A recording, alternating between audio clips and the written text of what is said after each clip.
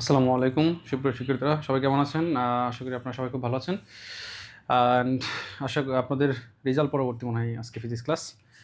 So আপনাদের সবার উপর দিয়ে আসলে একটা ট্র্যাজেডি চলে গেল। সো আই হোপ এটা নিয়ে আপনাদের খুব বেশি মাথা ব্যথা হওয়ার সুযোগ নেই। যা হওয়ার তা হয়ে গেছে। সামনে যেটা আছে সেই জিনিসটাকে কাজে লাগাইতে হবে। অ্যান্ড আপনাদের তো এখন পর্যাপ্ত সুযোগ আছে। তো আপনারা জানেন তো ডিইউর যে আমাদের জিপিএর তে স্কোর হচ্ছে 20।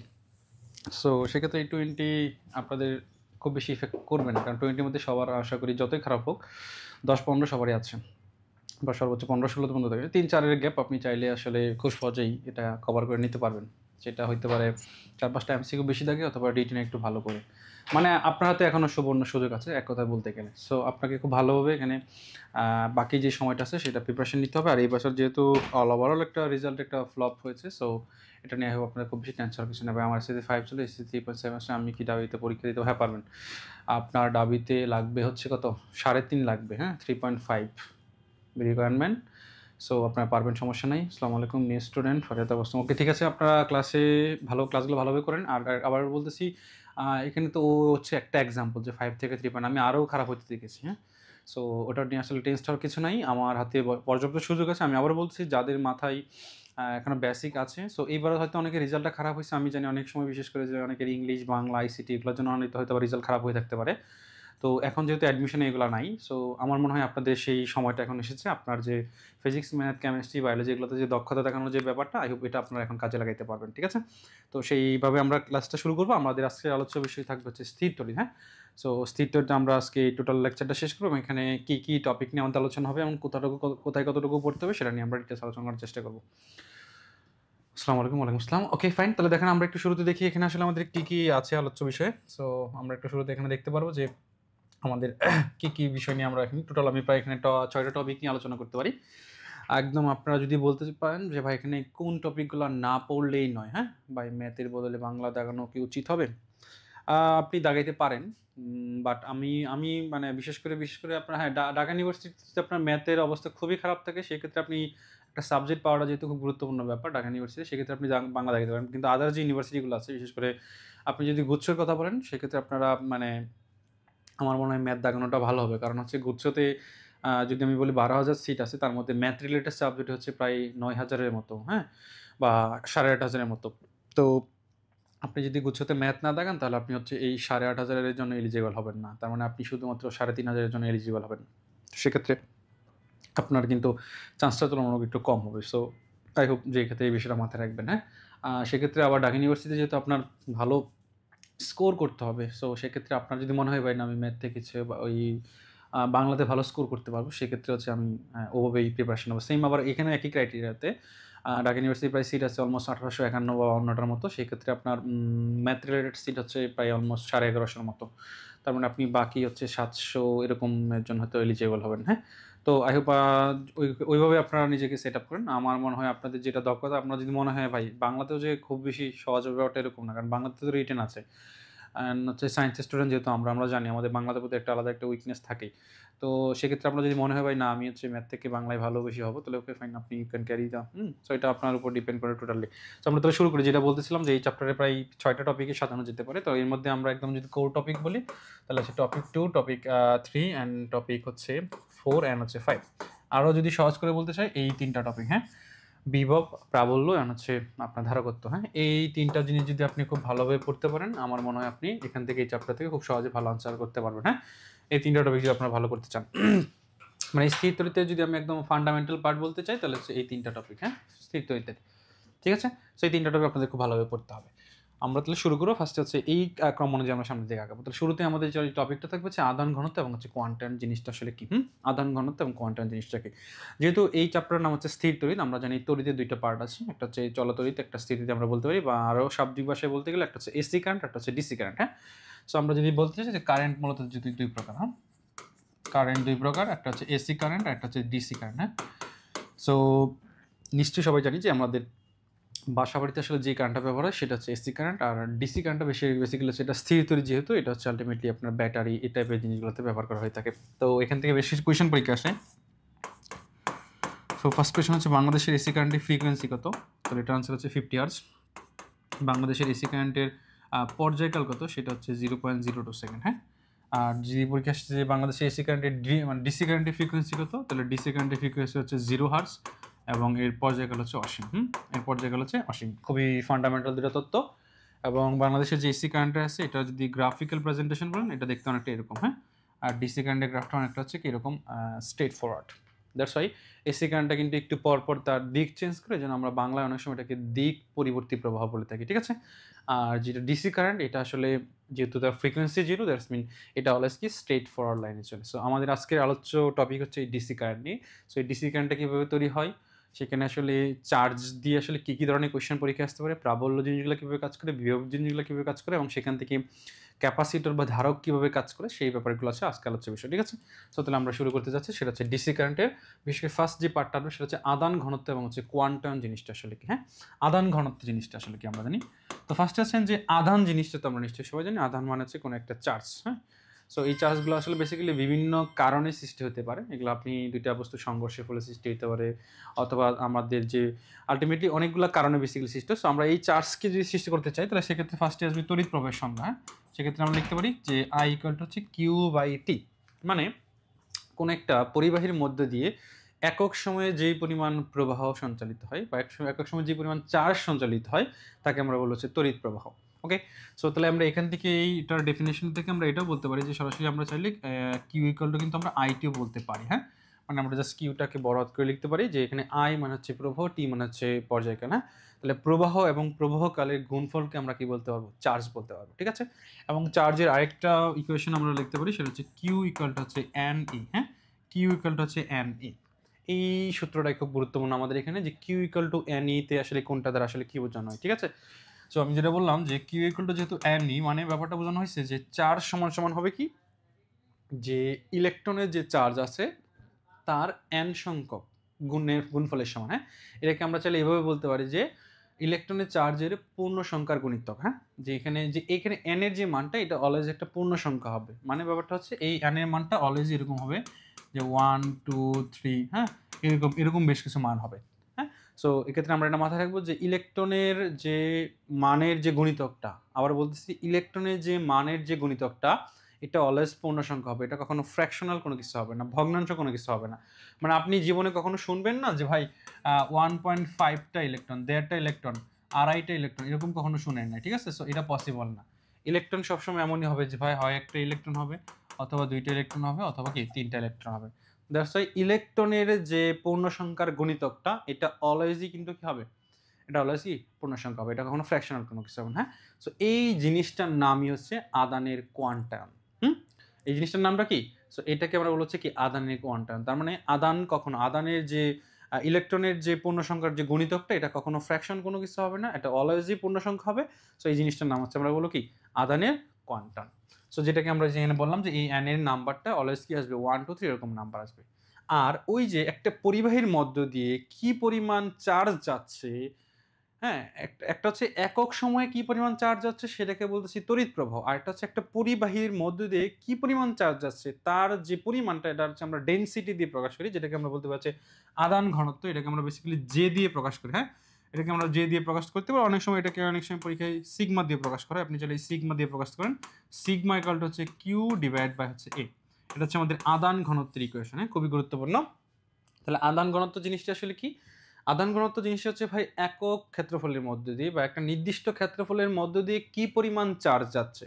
আপনি পরীক্ষায় দেখবেন যে যে কোনো জিনিসের ইকুয়েশন থেকে তার একটা সংজ্ঞা আপনি বলতে পারবেন। যেমন এখানে বলছি একক সময়ে কি পরিমাণ চার্জ যাচ্ছে, তো এটাকে বলা হয় তার প্রবাহ। একক ক্ষেত্রফলের মধ্য দিয়ে কি পরিমাণ চার্জ যাচ্ছে সেটা হচ্ছে তার কি আধান ঘনত্ব, হ্যাঁ। তাহলে আধান ঘনত্ব মানে একটা নির্দিষ্ট প্রবাহ বা নির্দিষ্ট ক্ষেত্রফলের মধ্য দিয়ে কি পরিমাণ চার্জ আছে সেটাকে আমরা বলবো আধান ঘনত্ব।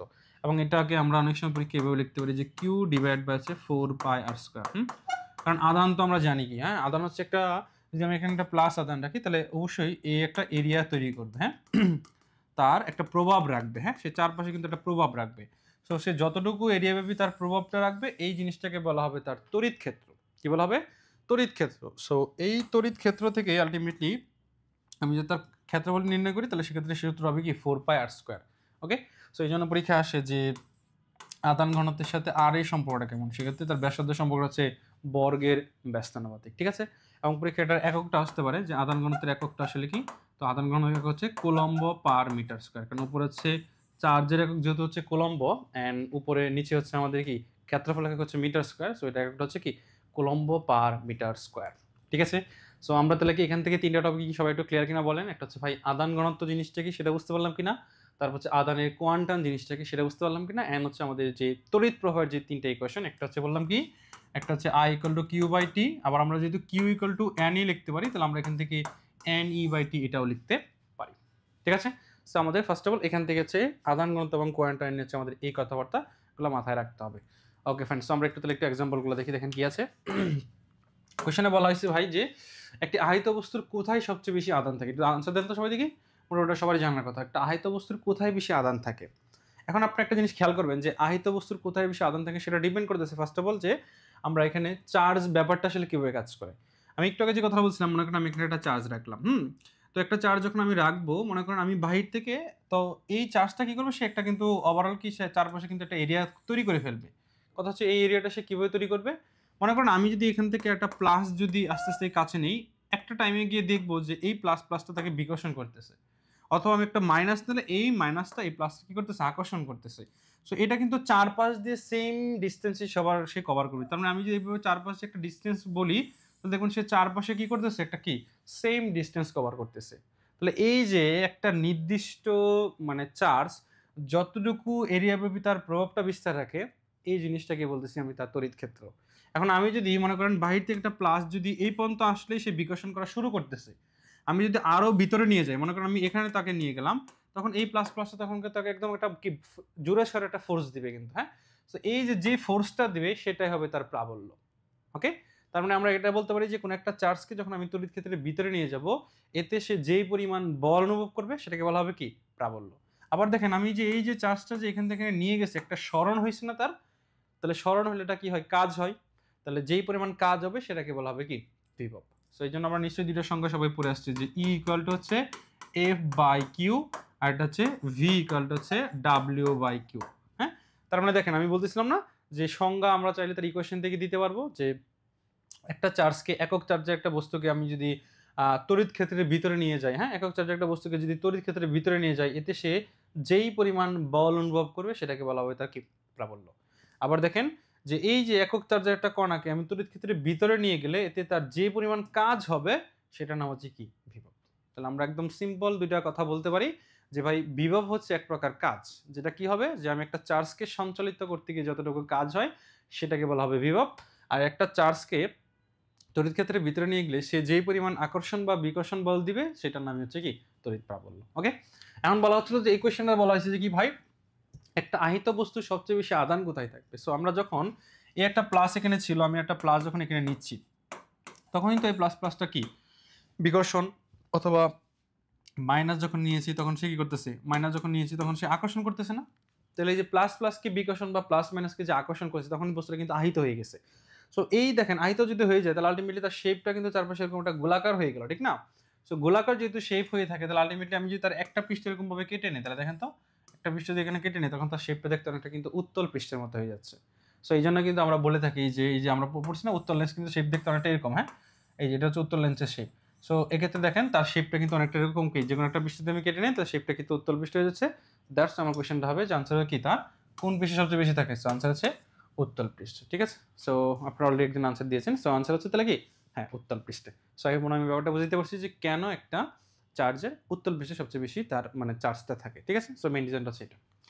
নেক্সট পয়েন্টটা দেখেন বলছে যে চার্জের তলমাত্রিক ঘনত্বের একক কি। হ্যাঁ, সো এটা অলরেডি আমি আলোচনা করেছি একটু আগে। যে একটু আগে আমি একটা যে টপিকটা বলছিলাম সেটা হচ্ছে আদান ঘনত্ব। হ্যাঁ, আদান ঘনত্ব জিনিসটা কি, আমি আদান ঘনত্ব বলছিলাম যে সিগমা ইকুয়াল টু হয়েছে কিউ ডিভাইড বাই এ, এবং সেটা বলছিলাম হচ্ছে কি কোলম্ব পার মিটার স্কয়ার। হ্যাঁ, সো এই জিনিসটাকে, এই আদান ঘনত্বটাকে আমরা বলতে পারি হচ্ছে কি তলমাত্রিক ঘনত্ব। হ্যাঁ, কারণ যেহেতু আদান একটা নির্দিষ্ট তলের মধ্যে কাজ করবে। হ্যাঁ, সো এই জন্য আমরা এটাকে অনেক সময় বলে থাকি এটাকে বলা হচ্ছে কি তলমাত্রিক ঘনত্ব বলে থাকি আমরা। হ্যাঁ, সো এই জন্য এটা আনসার হচ্ছে কি coulomb per metre square. So answer হচ্ছে বি নাম্বার। ওকে, সো পরীক্ষায় এই ধরনের কোয়েশ্চেনগুলো কিন্তু আসতে পারে, একদম ইনিশিয়ালি থিওরিটিক্যাল কথাবার্তা আর কি। দেন দেখেন পরের কোয়েশ্চেনটা বলছে, সবাই একটু এটা আনসারটা দিবেন আশা করি। কোয়েশ্চেনটা বলা হয়েছে যে চার্জের কোয়ান্টাম অনুসারে একটি চার্জের বস্তুতে চার্জের পরিমাণ নিচের কোনটি হতে পারে না। হ্যাঁ, চার্জের পরিমাণ নিচের কোনটি হতে পারে না। একটু দেখি তো কোয়েশ্চেনটার আনসারটা করেন তো সবাই। আমরা যারা একটু আগে হচ্ছে ওই যে আদানের কোয়ান্টাম ব্যাপারটা বুঝছিলাম, সো আশা করি এটা আনসার দিতে পারবেন আপনারা। কোনটা হতে পারে না? তো প্রথম কথা হচ্ছে আমি বলছিলাম যে হতে পারে আসলে কি, হতে পারে কি বলছিলাম যে ভাই আমরা শিখতে সূত্র লিখছি যে কিউ ইকুয়াল টু হচ্ছে এন ই, হ্যাঁ এন ই, তাহলে সুতরাং আমরা এখান থেকে এন ইকুয়াল টু কি লিখতে পারি, কিউ ডিভাইড বাই ই। তাহলে মেইন থিমটা হচ্ছে ভাই আমার যে চার্জ যে মানটা আছে এই মানটাকে যদি আমি ভাই হচ্ছে ইলেকট্রনের সংখ্যা দিয়ে ভাগ করি, সো ভাগ করার ফলে আমার এখানে এন এর যে ভ্যালুটা আসবে এই এন এর ভ্যালুটা সবসময় কি আসবে, নর্মাল একটা নাম্বার আসবে, হ্যাঁ মানে পূর্ণ সংখ্যা আসবে। সো এই পূর্ণ সংখ্যা ছাড়া যদি অন্য কিছু আসে তাহলে সেটাকে আমরা বলবো হচ্ছে কি, সেটাকে আমরা বলবো হচ্ছে কি, সেটা ওই ইলেকট্রনের জন্য সম্ভব নয়। হ্যাঁ আবার বলতেছি আমরা কিন্তু ইলেকট্রনের চার্জ কিন্তু ফ্র্যাকশনাল হতে পারে, বাট আমরা বলছি ইলেকট্রনের চার্জের যে পূর্ণ সংখ্যার গুণিতকটা সেটা অলওয়েজ কি হবে, পূর্ণ সংখ্যা হবে। তাহলে দেখেন আপনি, তাহলে আপনি উপরে কিউ এর মান আপনি বসান, এখানে যে প্রত্যেকে কিউ এর মান দেওয়া আছে দেখেন সবগুলো শেষে একক কিন্তু কলম্ব আছে, সবগুলো হচ্ছে কিউ এর মান। আপনি ভাগ করবেন কি দিয়ে, ইলেকট্রনের চার্জ দিয়ে ভাগ করবেন। সো ইলেকট্রনের চার্জ আপনারা সবাই জানেন 1.6 × 10⁻⁹। তাহলে আপনি দেখেন এটাকে ভাগ করেন, তাহলে প্রথমটাকে ভাগ করলে দেখুন আনসার আসবে কত 1, এটাকে ভাগ করেন দেখুন কত আসবে 2, এটাকে ভাগ করেন আপনার কত আসবে 3, কিন্তু দেখেন এটাকে ভাগ করতে যান 2 পয়েন্ট দেখবেন 2 এরকম কিছু আসতেছে। তাহলে দেখেন এই যে এন এর মান কিন্তু এটা কিন্তু ভগ্নাংশ আসতেছে 2.2। সো আমি একটু আগে বলছিলাম যে এন এর মানটা আমার কখনো কি হবে না, কোনো ভগ্নাংশ কোনো কিছু হবে না, ঠিক আছে। সো এন এর মানটা অলওয়েজ কি হবে, পূর্ণ সংখ্যা হবে। দ্যাটস আমাদের রাইট আনসার হচ্ছে কি বি নাম্বারটা।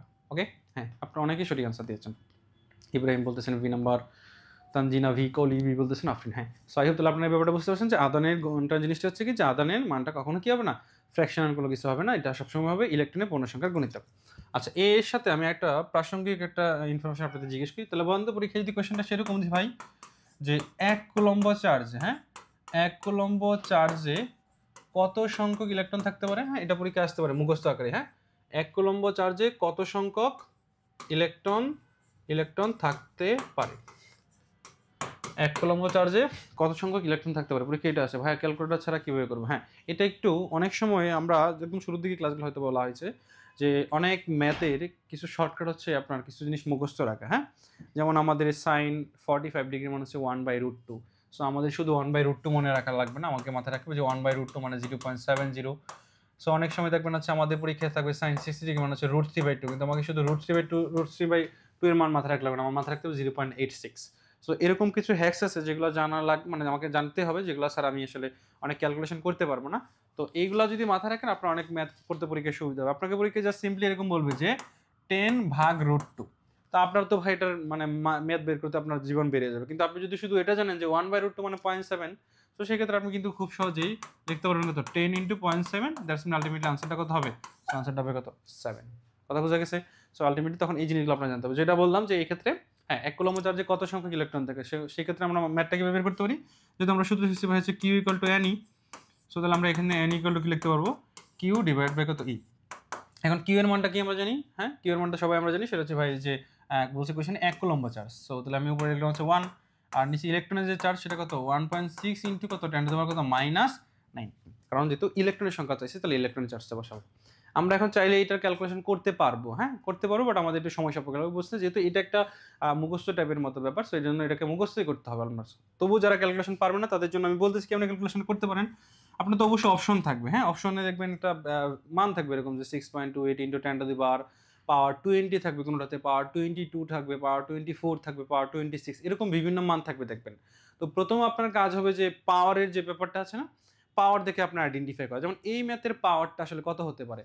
তো প্রথম কথা হচ্ছে দেখেন এই ম্যাথটা 1/1.6 এরকম না, সো 1/1.6 আপনি এখানে এটাকে প্রায় মনে করেন 10⁻⁻, কত উপরে গেলে এটা +19 হয়ে যাবে। আপনি ফার্স্ট অফ অল খুঁজবেন যে এই ম্যাথের পাওয়ার কোনোটাতে 19 বা 18 এরকম কোনোটা আছে কিনা। হ্যাঁ যদি দেখেন যে একটা অপশন এভাবে 19 বা 18 আছে তাহলে চোখ বন্ধ করে আনসার ওটাই হবে, সিম্পল। কারণ পাওয়ারের ডিফারেন্সটা দিবে এভাবে পরীক্ষায় দেখবেন একটা 19 দিছে, একটা হচ্ছে 22 দিছে, একটা হচ্ছে 15 দিছে, এরকম ডিফারেন্স দিছে। সো প্রথম কাজ হচ্ছে আপনি এটা থেকে আইডেন্টিফাই করা, অথবা সেকেন্ড যদি ক্যালকুলেটর একদম করতেছেন আপনাকে এটা ভাগ করতে হবে এভাবে 1.6, হ্যাঁ 1.6 কে আমি চাইলে এভাবে লিখতে পারি যে 10/16, একই জিনিস না, আমি উভয়কে 10 দ্বারা মানে গুণ করে দিলাম, দেন আপনি এটাকে 10কে ভাগ করলেন। এখন 10 কিন্তু আপনি সরাসরি ভাগ করতে পারেন না, দ্যাটস একটা মানে একটা দশমিক আপনি দিতে হবে। আপনি মনে করেন দশমিক দিলেন, দশমিক দিলে একটা শূন্য আসবে। এখন আপনি 100কে যদি মানে 16 দ্বারা ভাগ করেন তাহলে প্রায় কত, আচ্ছা দেন হচ্ছে আপনি 16কে যদি মানে 100 দ্বারা 16কে ভাগ করেন তাহলে 6 কত 96, তাহলে আপনি বোঝাচ্ছে এখানে প্রায় 6 পর্যন্ত যাবে, তাহলে 96 হচ্ছে। সো যদি 96 হয় তাহলে আমরা এখানে লিখতে পারি, আচ্ছা একটু রান্না করতেছে, সো 96 যদি হয় তাহলে নিচে থাকে 4, সো একটা 40, আবার আমরা লিখতে পারি কত, মনে করেন 16 দোকানে 32, হ্যাঁ, তাহলে 16 দোকানে 32, আবার থাকে কত 8 না, 8 আবার যদি 16 লিখি তাহলে 5 16 হচ্ছে কত, বা হ্যাঁ 5 16 মতো 80 লেখা যায়, তাহলে 5 16 হচ্ছে 80, দেখেন তাহলে আমি এটা বোঝাচ্ছি প্রায় 0.625 এরকমটা মান আসতেছে। সো আমরা তাহলে এখানে 1/6 নিয়ে দেখলাম 0.625 ইন্টু 10 টু কত 19। সো আমি যদি এখন এটাকে এক গড় ডানে নিয়ে নিই তাহলে আলটিমেটলি কত 6.25, যেহেতু এক গড় ডানে নিয়েছি এই পাওয়ারটা কমে আসবে, তাহলে পাওয়ার কত 18টি। সো এটা হচ্ছে সরাসরি আমাদের আনসার। সো যারা একটু এটা ক্যালকুলেশন করতে সমস্যা মনে হবে তারা একটু কাইন্ডলি কোন চ্যাপ্টার, এটা হচ্ছে স্থির তড়িৎ আমাদের আজকে, হ্যাঁ। সো এটা আনসার হবে তাহলে কত 6.25 ইন্টু কত 10 টু দি পাওয়ার কত 18টি। সো এটা আমার মনে হয় সবাই একটু সরাসরি মুখস্থ রাখবেন যে প্রতি 1 কুলম্ব চার্জে প্রায় 6.25 ইন্টু 10 টু দি পাওয়ার 18টি, হ্যাঁ, এত সংখ্যক ইলেকট্রন থাকবে, ঠিক আছে। সো এটা সবাই ভালোভাবে মাথায় রাখবেন। নেক্সট পরে এই কোয়েশ্চনটা সবাই একটু বলেন এটা আনসার কী হবে তাহলে। আমাদের যেহেতু এটা অলরেডি আমরা আলোচনা করেছি, বলছে আধানিক কোয়ান্টাম অনুসারে কোন বস্তুতে নিচের চার্জটি থাকা এখন বলছে সম্ভব, কোনটি থাকা সম্ভব বলেন তো দেখি। আপনারা সবাই অলরেডি আধানিক কোয়ান্টাম ব্যাপারটা বুঝে গেছেন। সো বলেন এখানে নিচে কোনটি থাকা সম্ভব। সো অলরেডি ক্লিয়ার আমরা, হ্যাঁ, আমাদের ওই মানটাই থাকা সম্ভব যেটার ক্ষেত্রে আমার n এর মানটা একটা পূর্ণ সংখ্যা আসবে। দেখেন আপনি 1.6 দিয়ে যদি এই মানটাকে ভাগ করেন, দেখেন n এর মান কিন্তু এখানে ফ্র্যাকশন আসবে। 1.6 দিয়ে এটা ভাগ করেন n এর মান ফ্র্যাকশন আসবে, 1.6 দিয়ে ভাগ করেন এটাও কিন্তু ফ্র্যাকশন, একমাত্র এইটাই দেখেন পূর্ণ সংখ্যা আসতেছে, হ্যাঁ। দেখেন এখানে আপনি 3.2 রে যদি 1.6 দিয়ে ভাগ করেন, দেখেন এখানে কিন্তু একমাত্র পূর্ণ সংখ্যা আসতেছে। তো দ্যাটস আমাদের রাইট আনসার হচ্ছে ডি নাম্বারটা, ঠিক আছে। ওকে ওকে ওকে, আপনারা অনেকেই সঠিক আনসার দিয়েছেন, হ্যাঁ, আনসার হচ্ছে ডি নাম্বার, ইয়েস। সো তাহলে এটা হচ্ছে আমাদেরকে আধুনিক কোয়ান্টামের ব্যাপারটা গেল, ঠিক আছে। নেক্সট আমরা পরের যে এটা দেখি সেটা হচ্ছে যে আপনার হাতে দুইটা গোলকের ব্যাসার্ধ দেওয়া আছে, হ্যাঁ, একটা হচ্ছে 2 সেন্টিমিটার, একটা হচ্ছে 4 সেন্টিমিটার। বলা হয়েছে এদেরকে যথাক্রমে আমার 1000 কুলম্ব এবং হচ্ছে 2000 কুলম্ব চার্জে চার্জিত করা হলো। কোয়েশ্চনটা বলেছে যে ক্ষুদ্র এবং বৃহৎ গোলকের তলের ঘনত্বের অনুপাতটা কত, মানে একটু আগে আমরা যেটা বলছিলাম চার্জের তলমাত্রিক যে ঘনত্ব আছে সেই ঘনত্বের অনুপাতটা কত। অলরেডি আপনারা এটা সূত্রটা ক্লিয়ার হয়েছেন যে তার চার্জের তলমাত্রিক ঘনত্বের সূত্র হচ্ছে যে কিউ ডিভাইড বাই কত 4πr²।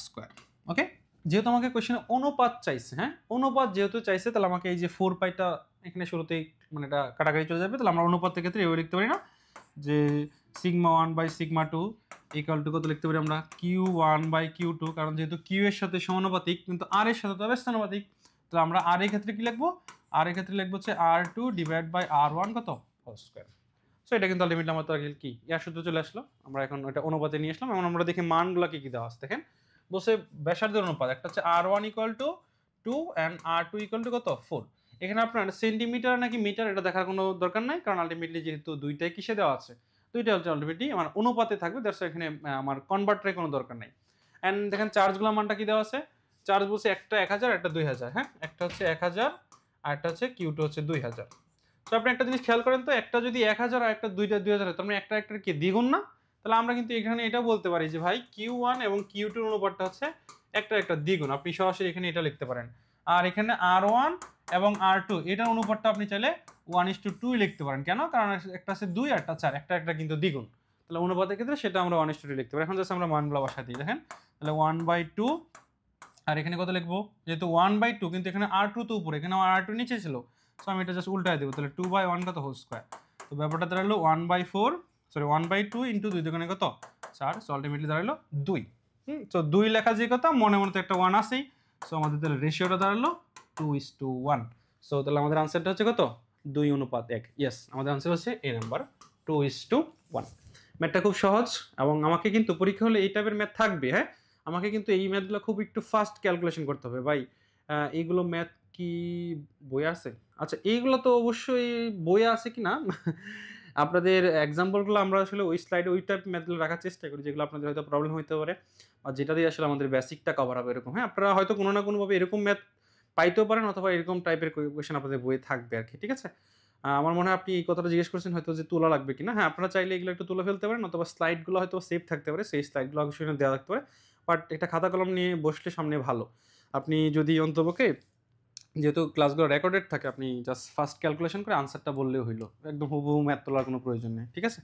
ওকে, নেক্সট আমরা যে টপিকটা আলোচনা করবো সেটা হচ্ছে তড়িৎ বল। এই টপিকটা একটু কম ইম্পর্টেন্ট হলেও পরীক্ষা এটা আসে, হ্যাঁ, সেটা হচ্ছে আমাদের যেটাকে আমরা তড়িৎ বলকে আমরা বলতে পারি এটা হচ্ছে কুলম্ব বল, হ্যাঁ, বা যেটাকে আমরা হচ্ছে সেই বিখ্যাত কুলম্বের নাম আমরা সবাই শুনেছি, হ্যাঁ। যে সেই তার বিখ্যাত দুইটা সূত্র ছিল এরকম যে ভাই তার হচ্ছে বলটা হচ্ছে চার্জের গুণফলের সমানুপাতিক, হ্যাঁ, এবং তার হচ্ছে দূরত্বটা হচ্ছে বর্গের ব্যস্তানুপাতিক, ঠিক আছে। সো আমরা যদি এই দুইটা সূত্রকে যদি কম্বাইন করি তাহলে সেক্ষেত্রে আমরা সূত্র লিখতে পারি F equal to C into Q1 Q2 divide by কত ডি স্কোয়ার বাই, সেটা আমরা লিখতে পারি, হ্যাঁ। সো এটা নিশ্চয়ই সবাই জানে যে চার্জগুলোর গুণফল তার হচ্ছে গুণফলগুলো হচ্ছে তার বলের সমানুপাতিক অ্যান্ড হচ্ছে তার দূরত্ব হচ্ছে বর্গের ব্যস্তানুপাতিক। সো এখানে একটা ছোট্ট ব্যাপার হচ্ছে সি, হ্যাঁ। সো এই সিটা আমাদের খুব গুরুত্বপূর্ণ। আমরা জানি সি ইকুয়াল টু কত, সিটা হচ্ছে ভাই 1/4 পাই এপসিলন নট এন্ড সাথে একটা কি কে আছে, হ্যাঁ। এটা খুব গুরুত্বপূর্ণ, সাথে একটা কিন্তু কে থাকবে। কেটাকে বলা হচ্ছে পারমিটিভিটি, হ্যাঁ, পারমিটিভ মানে পরাবৈদ্যুতিক ধ্রুবক। অনেকে আবার বলতে পারেন বা এই সূত্রের সাথে তো আরেকটা সূত্র মিল আছে, হ্যাঁ, আরেকটা সূত্র মিল আছে, সেটা হচ্ছে মহাকর্ষীয় যে সূত্রটা আছে। এবং আমরা অনেকে এটাও চিন্তা করে ফেলি যে অনেকে ভাই মনে হয় বিজ্ঞানী কলম্বো মানে ওই সূত্রটা চুরি করে নিয়ে আসছে এখানে কিন্তু আসলে না, এই দুটোর মধ্যে আসলে বিস্তরটা ফারাক আছে। যেমন হচ্ছে এই সূত্রটা হচ্ছে চার্জের জন্য প্রযোজ্য, আর ওই মহাকর্ষীয় যে সূত্র আছে সেটা আপনারা সবাই জানেন, সেটা হচ্ছে F ইকুয়াল টু কি G m1m2 divide by D square বার স্কোয়ার। তাহলে ওই সূত্র হচ্ছে ভরের জন্য প্রযোজ্য। আবার এইখানে ওইখানে যে জিটা আছে, এই জিটাকে বলা হয় সার্বজনীন ধ্রুবক, কারণ এই জি এর মানে কোনো পরিবর্তন হয় না, অলওয়েজ দি সেম থাকে, কনস্ট্যান্ট থাকে। কিন্তু এখানে যে সিটা আছে, এই সিটা কিন্তু সার্বজনীন না, এটা কিন্তু মাধ্যম ওয়াইজ ভ্যারি করে, তার মানে এটা হচ্ছে মাধ্যমের প্রকৃতির উপর নির্ভরশীল। তারপর বলতে পারেন যে ভাই এই যে বলটা এটা মাত্র মহাকর্ষ বল, শুধুমাত্র আকর্ষণধর্মী, কিন্তু ভাই এখানে যে এই কোলম্বো বলটা আছে এটা আবার আকর্ষণ বিকর্ষণ দুইটা টাইপের হইতে পারে। তার মানে এখানে অনেক পার্থক্য আছে এবং পরীক্ষা অনেক সময় এই দুজনের অনুপাতও জানতে চাই, যে কোলম্বো বল এবং মহাকর্ষ বলের অনুপাতটা কত, হ্যাঁ। সো কোলম্বো বল এবং মহাকর্ষ বলের অনুপাতটা কত, এই মানটা প্রায় 10⁻40t, অথবা পরীক্ষায় কোনো একটা অপশনে 39 থাকলে 39 দেখাবেন, হ্যাঁ। এইটা অনেক সময় পরীক্ষায় সরাসরি আসতে পারে। আপনারা পড়ছেন না মৌলিক বল 4টি, ফার্স্টে কি ছিল আমাদের ফার্স্টে তো ছিল হচ্ছে সবল নিউক্লিয় বল, তারপর হচ্ছে তাড়িৎচুম্বক বল, তারপর দুর্বল বল, তারপর হচ্ছে মহাকর্ষ বল। তাহলে মহাকর্ষ বল বলতে আমরা হচ্ছে এই যে গ্র্যাভিটেশনাল ফোর্স Fg বুঝি, আর যেটা তাড়িৎচুম্বক বল ছিল সেটা বলতে আমরা তড়িৎ বল কি বুঝি, Fc বুঝি। তাহলে এই Fc কিন্তু বেশি ছিল, তড়িৎ বলটা কিন্তু মহাকর্ষ বলের তুলনায় কিন্তু অধিক শক্তিশালী ছিল। এবং আপনাদের বইটা ক্রম ছিল কিন্তু যে আমরা যদি মহাকর্ষ বলকে 1 ধরি তাহলে এই তুলনায় দুর্বল বলটা হচ্ছে 10⁻30 গুণ শক্তিশালী, তাড়িৎচুম্বক বলটা হচ্ছে 10⁻39 শক্তিশালী, এবং সবলটা হচ্ছে 42। সো এখান থেকে আমি যেন বললাম পরীক্ষা অপশন হিসেবে দেখবেন এটা 42 হতে পারে, 39 হতে পারে, ঠিক আছে। সো এখান থেকে অ্যাজ ইউজুয়াল বেশ কোয়েশ্চেনগুলো আসতে পারে যে সি এর ডিপেন্ডেন্সি, হ্যাঁ। সিটা হচ্ছে যেহেতু বললাম এই যে কে এটা বলা হচ্ছে পারমিটিভিটি, তো এই কেটাকে আমরা আবার আরেকটা সূত্রে লিখতে পারি, এটাকে আমরা লিখতে পারি হচ্ছে কে ইকুয়াল টু, দেখেন একটা জিনিস খেয়াল করেন, এই কেটা কিন্তু মানে বেসিক্যালি সি এর উপর ডিপেন্ডেন্সি, বা আলটিমেটলি সিটা কে এর উপর ডিপেন্ড করবে। কে মানে আপনি কোন মাধ্যমে রাখছেন, যদি এটা বায়ু মাধ্যমে হয়, হ্যাঁ, ফার্স্টে কে এর মান যদি 1 হয় তাহলে সেটা শূন্য মাধ্যম বুঝবেন, হ্যাঁ। আবার যদি সেটা বায়ু মাধ্যম হয় তাহলে বায়ু মাধ্যমের মানটা আরেকটু বেশি 10005। আবার এটা কে এর মানটা দেখবেন আস্তে আস্তে বাড়তে আছে, হ্যাঁ।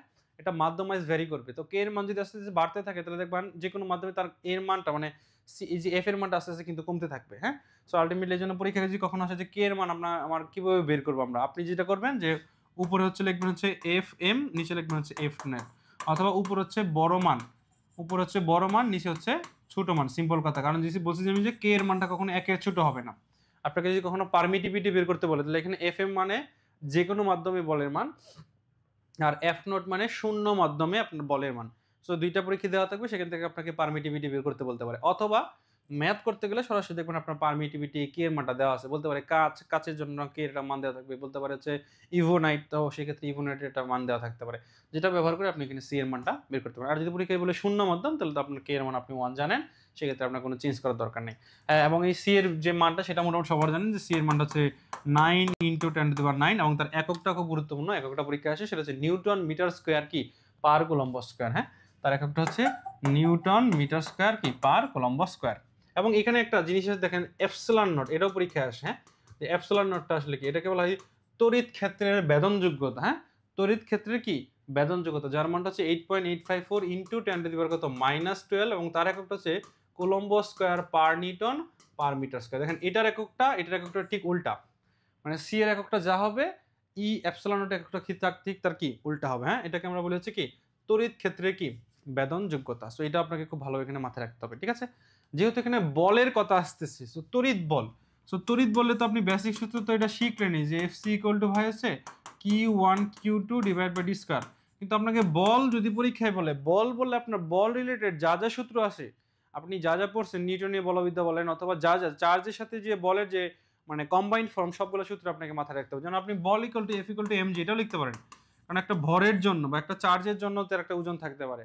আপনি সেক্ষেত্রে বল ইকুয়াল টু এটা লিখতে পারেন, এফ ইকুয়াল টু সেটাও লিখতে পারেন যে এম বি স্কোয়ার বাই আর, আমরা যেটা কেন্দ্রমুখী বল পড়ে আসলাম, কিন্তু এখানে আপনি ভি মানে হবে মনে করেন ইলেকট্রনের বেগ, আর মানে হবে ইলেকট্রনের ব্যাসার্ধ, বা এম হবে ইলেকট্রনের ভর অথবা প্রোটনের ভর, এরকম হবে। সেক্ষেত্রে এই ক্ষেত্রে আপনি ক্ষেত্রে কেন্দ্রমুখী বলের সূত্র লিখতে পারেন।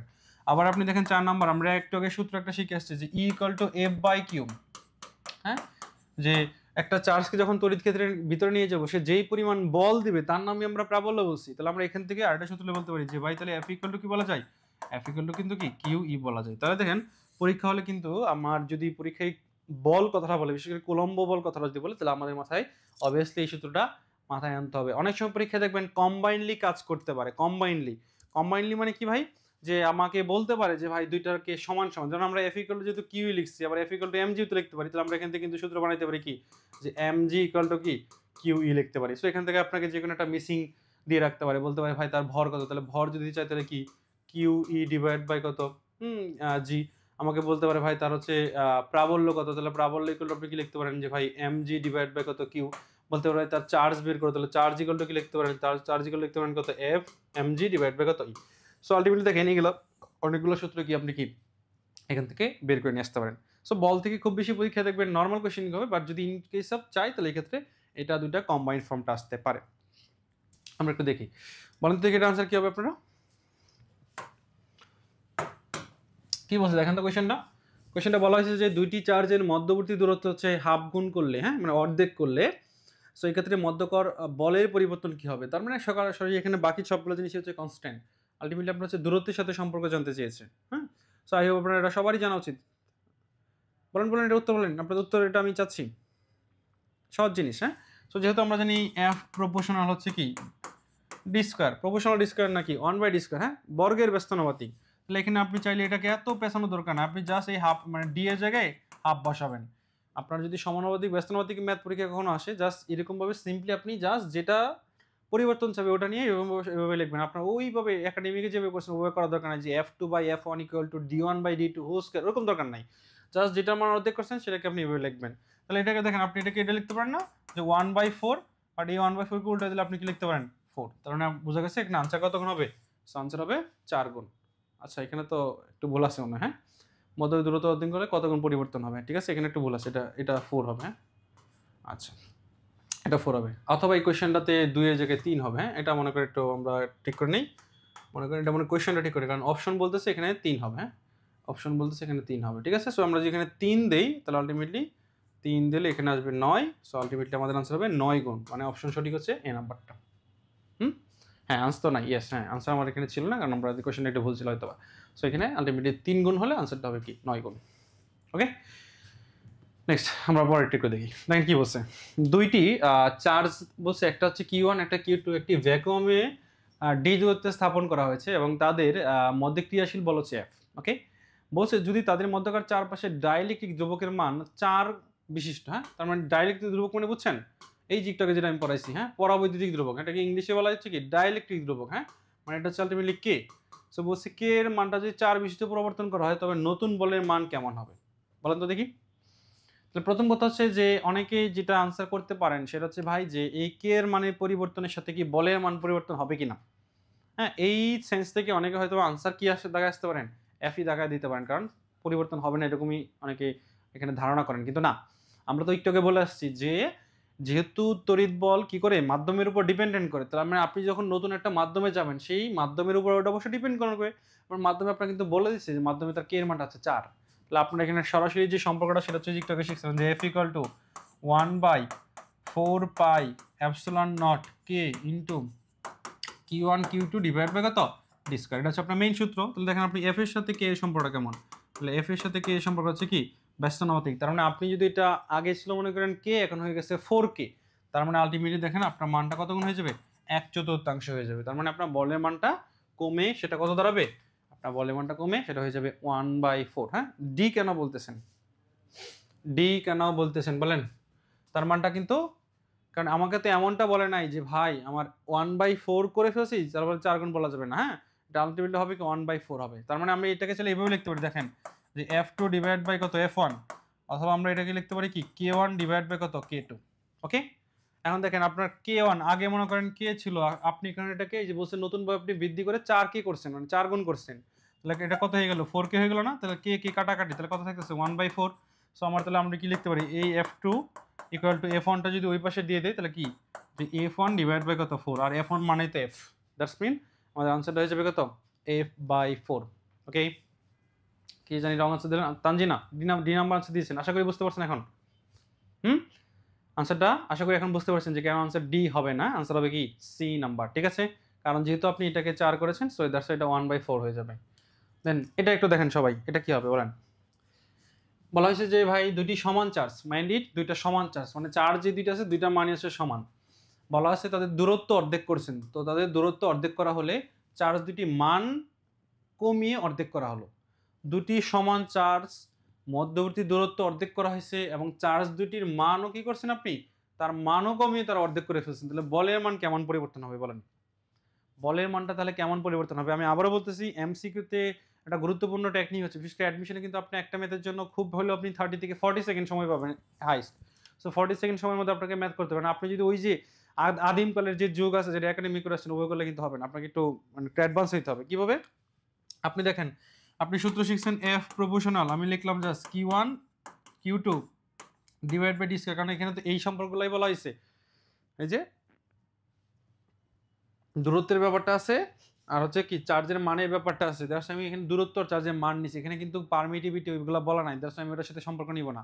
দেখেন কোশ্চেনে বলছে যে চার্জ দুইটা মান আপনি অর্ধেক করছেন, মানে আগে দুইটা চার্জ যদি কিউ কিউ থাকতো, এখন দুইটাকে আপনি অর্ধেক করছেন, মানে এখন আগে মনে করেন Q1 ছিল কিউ, হ্যাঁ, আর Q2 ছিল মনে করেন কিউ।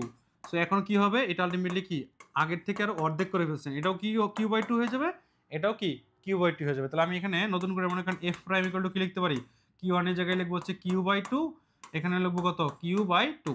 ওকে, আবার দেখেন দূরত্ব কি করছে আমার, দেখেন আগে দূরত্ব যদি d হয়, এখন দূরত্ব করে ফেলছে কি অর্ধেক, তাহলে আমার নিচে এখানেও কি হয়ে যাবে d/2, আবার সেটা কি হোল স্কয়ার। তো একটা জিনিস এখানে খেয়াল করেন, তো আপনি মনে করেন কিউ কিউ কিউ এর মতোই আছে, হ্যাঁ, Q1 Q2 টা কিউ এর মতো আছে, কিন্তু এখানে নিচে কি ছিল, দুইটা করে হাফ ছিল, তো দুইটা করে হাফ মানে কত 1/4, আর এখানে কি আছে, এখানে আছে ভাই d ইকুয়াল টু, এখানে আছে কত 1/4, মানে d স্কয়ার ইকুয়াল টু 1/4। তাহলে ব্যাপারটা খেয়াল করেন তো, নিচেও একটা 1/4 আসতেছে আর উপরে একটা 1/4 আসতেছে, তার মানে আলটিমেটলি কি এই 1/4 কিন্তু কি কাটাকাটি চলে যাচ্ছে। তার মানে আমার ঘুরে ফিরে দেখেন এই এফ প্রাইমে ঘুরে ফিরে কিন্তু যা ছিল তাই থাকতেছে, যে Q1 Q2 ডিভাইড বাই কত d স্কয়ার। দ্যাটস আমার আলটিমেটলি কি হবে না, বলের কোনো পরিবর্তন হবে না, মানে আমার আনসার কি থাকবে অপরিবর্তিত থাকবে। ঠিক আছে, আপনারা মিক্সড আনসার করেছেন, কেউ সি দিয়েছেন, আবার একদম দেখা যাচ্ছে ডিও দিয়েছেন, না যে ডি দিয়েছেন হয় বুঝতে পারছেন যে ডি হওয়ার কোনো সুযোগ এখানে নাই। কারণ উপর থেকেও দুইটা হাফ বের হচ্ছে, হাফ হাফে মিলে 1/4 এবং নিচে তো একটা হাফ স্কোয়ার, সো এখান থেকে 1/4 আসতেছে, তো দুই পাশে কাটাকাটি করলে বল যা আছে তাই থাকবে। দ্যাটস মিন আমাদের আনসার হচ্ছে সি নাম্বার, ইয়েস।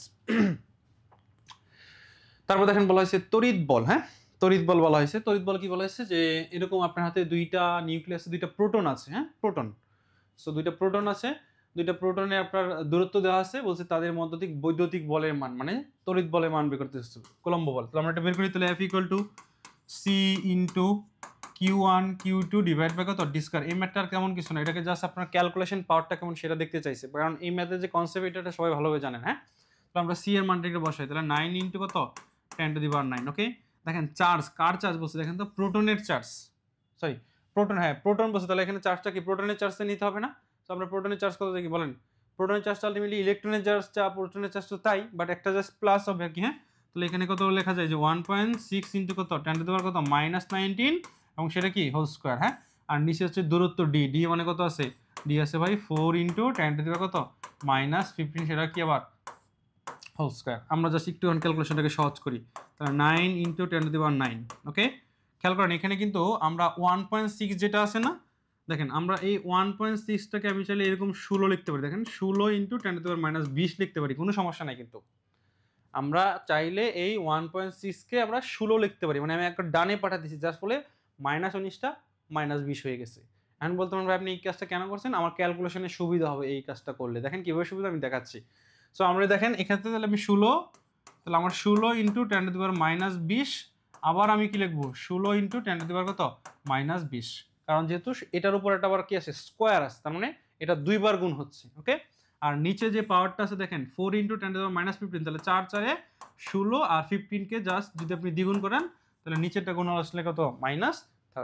এই দেখেন ইজিলি কিন্তু আমার এখানে যে 16 16 কাটাকাটি যাবে, দ্যাটস আমি কিন্তু এই 1.6 কে একটু ভেঙে 16 করে ফেলছি যাতে আমার ক্যালকুলেশনটা ইজি হয় একটু। হ্যাঁ, এখন দেখেন এই 16 এই 16 কাটাকাটি, এখন আপনি জাস্ট হচ্ছে 10 এর পাওয়ারগুলো শুধু হিসাব করেন। 10 এর পাওয়ারগুলো কত কত আছে দেখেন তো, আমরা যদি সর্বসকলে বলি কত 10 এর পাওয়ার আছে খেয়াল করেন তো, যে দেখেন এই যে এখানে কিন্তু প্লাসের 9 আছে। হ্যাঁ, এখানে আছে প্লাসের 9, তাহলে আমি এখানে দিলাম হচ্ছে প্লাসের 9, আর উপরে কত আছে দেখেন তো -20 -20, তাহলে উপরে আছে -40। আবার দেখেন এই যে নিচে যে -30 আছে এটা যদি উপরে উঠে যায় তাহলে কি +30 হয়ে যাবে না? তাহলে আমি এখানে লিখতে পারি কি ভাই +30। তাহলে দেখেন তো মোটের উপর পাওয়ার কত আসতেছে, তো এগুলো সবগুলো তো পাওয়ার, তাহলে -9 আর হচ্ছে 30 39, আর এখানে একটা আছে কি -40, তাহলে আমি এটাকে লিখতে পারি এরকম না যে -1, কারণ যোগ করলে কি আসে এরকম আসে না, যে এটাকে আমি যদি ক্যালকুলেশন করি ব্যাপারটা অনেকটা এরকম আসতেছে, যে আমরা এটাকে লিখতে পারি 10 টু দি পাওয়ার কত 39 - 40 মানে কত 10 টু দি পাওয়ার -1। এটা হচ্ছে সর্বসাকল্যে 10 এর গুলা গুণফল। হ্যাঁ, 10 এর পাওয়ার গুলা। এছাড়া আপনারা দেখেন 10 এর ছাড়া আপনার বাকি রইল কি 9 বাকি আছে একটা, আর একটা 16 বাকি আছে, কারণ বাকি 16 তো কাটাকাটি চলে গেছে। তাহলে আপনি দেখেন 16 × 9 এটাকে গুণ করলে আপনার আসবে কত 144। হ্যাঁ, সো তাহলে আমাদের এখানে ক্যালকুলেশন করলে আসছে কত 144 × 10 টু দি পাওয়ার -1। তাহলে বোঝা যাচ্ছে আমাদের আনসার কোনটা হবে। হ্যাঁ, এই তো অলরেডি ইব্রাহিম একজন আনসার দিয়ে দিয়েছেন। সো যেহেতু 144 সাথে আবার কি 10⁻1 আছে, তো আমরা এটাকে এভাবে লিখবো যে 144 10⁻1 মানে কত 10 দিয়ে ভাগ। সো এটাকে ভাগ করলে কত 14.4। সো আনসার হচ্ছে 14.4। দেখেন অপশনে কিন্তু সবই আছে মাশাআল্লাহ, এটাও আছে এটাও আছে, মানে আপনি ভুল করে যা যা বের করতে পারবেন আপনার অপশন আপনার জন্য সেগুলো প্রস্তুত করে থাকাবে ইনশাআল্লাহ। হ্যাঁ, সো দ্যাটস লাইক খুব মানে এখানে চাইলেও ভুল করা কি নাই কোনো সুযোগ নেই। হ্যাঁ, সো বি কেয়ারফুল, এই ধরনের কোশ্চেনের আনসার গুলো করতে একটু আমরা ভালোভাবে মাথায় রাখবো। ঠিক আছে, নেক্সট আমরা একটু আরেকটা দেখি। তড়িৎ বলের মোটামুটি সবচেয়ে কঠিন ম্যাথটা বলা যায় এটা। হ্যাঁ, সো একটু ভালোভাবে এটা খেয়াল করেন কি বলা আছে। দেখেন বলা আছে যে দুইটা চার্জ আছে আপনার হাতে, একটা হচ্ছে +2 কুলম্বের চার্জ আর একটা হচ্ছে +6 কুলম্বের চার্জ। হ্যাঁ, এবং এদের মধ্যে বিন্দুর মানে আপনার যে বলের মানটা সেটা হচ্ছে 12 নিউটন বল, বিকর্ষণ বল। কেন বিকর্ষণ বোঝা যাচ্ছে, কারণ এখানে একটা প্লাস এটা একটা প্লাস, তাহলে প্লাসে প্লাসে অবশ্যই কি বিকর্ষণ হবে। বলছে যদি প্রত্যেকটি চার্জকে আমি -4 কুলম্ব চার্জ প্রদান করি, মানে আমার এই +2 কে যদি আমি নতুন করে -4 দেই, অথবা এই আমি +6 যদি -4 দেই, তাহলে আমার নতুন বলটা কেমন হবে। এখানে খুব ইন্টারেস্টিং একটা ফ্যাক্ট হচ্ছে, আপনারা এই ক্ষেত্রে দেখেন আপনারা হয়তো মনে মনে খুঁজবেন ভাই এখানে দূরত্ব কোথায়, ডিস্টেন্স কিন্তু এখানে দেওয়া নাই। আর কোনো কোশ্চেনে যেটা দেওয়া নাই মানে এটা কনস্ট্যান্ট, এটা সিম্পল ব্যাপার। কোনো কোশ্চেনে যদি এটা দেওয়া না থাকে, এটা দিয়ে আপনাকে ম্যাথ আগাইতে বলে, তার মানে বুঝবেন যে ওই জিনিসটা এখানে কনস্ট্যান্ট হিসেবে কাউন্ট হয়েছে। দ্যাটস মিন আমরা যে নিচে যে সূত্রটা জানি যে ভাই যে F = C × Q1 Q2 / d², এটা এখানে আমার কোনো প্রয়োজন নাই, সিম্পল কথাই। কথা ক্লিয়ার? তার মানে এখানে আমাদের আলোচ্য বিষয় হবে কি নিয়ে, যে ভাই F প্রপোর্শনাল Q1 Q2, এই জাস্ট দুইটা চার্জের ব্যাপার নিয়ে আলোচনা হয়েছে। কারণ দেখেন দুইটা চার্জের জন্য আমার বল আসছে 12 নিউটন। কথা কি বুঝতে পারছি আমি? দ্যাটস এখানে আমরা শুধু হচ্ছে আমাদের নিউটনের বলের যে কুলম্ব বলের যে ফার্স্ট যে পার্ট আছে, এই ফার্স্ট নিয়ে আমরা এই ম্যাথটা কমপ্লিট করতে পারবো ইনশাআল্লাহ। তো দেখি আমরা পারি কিনা। তো দেখেন এখানে যদি একটা সমানুপাতিক ধ্রুবক আছে, মনে করেন সমানুপাতিক ধ্রুবক আমি একটা কে লিখলাম, তাহলে আমি কি লিখতে পারি F = K × K1 Q1 Q2। So আমার দেখেন এখানে সব মানই দেওয়া আছে। দেখেন এক্ষেত্রে প্রথম ক্ষেত্রে বল দেওয়া আছে হচ্ছে 12 নিউটন, তাহলে 12 নিউটন ইন্টু কে, চার্জগুলো মান দেখেন দেওয়া কত আছে, একটা হচ্ছে 2 একটা হচ্ছে 6, তাহলে 2 × 6। তাহলে আমরা এখান থেকে ক্যালকুলেশন করে কি দেখতে পারতেছি, আমরা ক্যালকুলেশন করে দেখতে পারছি আমার যে সমানুপাতিক ধ্রুবক এক্ষেত্রে তার কে এর মানটা হচ্ছে কত 1। ওকে, এখানে তার সমানুপাতিক ধ্রুবক কে এর মানটা কত 1। এখন দেখেন নতুন করে কোশ্চেনটা দেওয়া কি বলছে, দেখেন সেকেন্ড পার্ট বলা হয়েছে যদি চার্জগুলোকে এইখানে যে চার্জগুলো আছে এখানে আপনি এদের মাঝে কি কি ইনক্লুড করেন -4 করে প্রদান করেন। তাহলে খেয়াল করেন যেটা +2 ছিল আপনি যদি -4 দেন তাহলে এটা আলটিমেটলি কি হচ্ছে -2 হয়ে গেছে। আবার দেখেন যেটা +6 ছিল এখানে আপনি -4 দিয়েছেন, তাহলে এটা কেমন হয়ে গেছে, এটা হয়ে গেছে কি +2 হয়ে গেছে। কথা কি বোঝা গেছে কিনা খুব ভালোভাবে খেয়াল করেন, আমি কি বলছি যেটা -2 ছিল আপনি এখানে -4 দিয়েছেন, তার মানে কি গেছে -2 হয়ে গেছে বিগ করলে।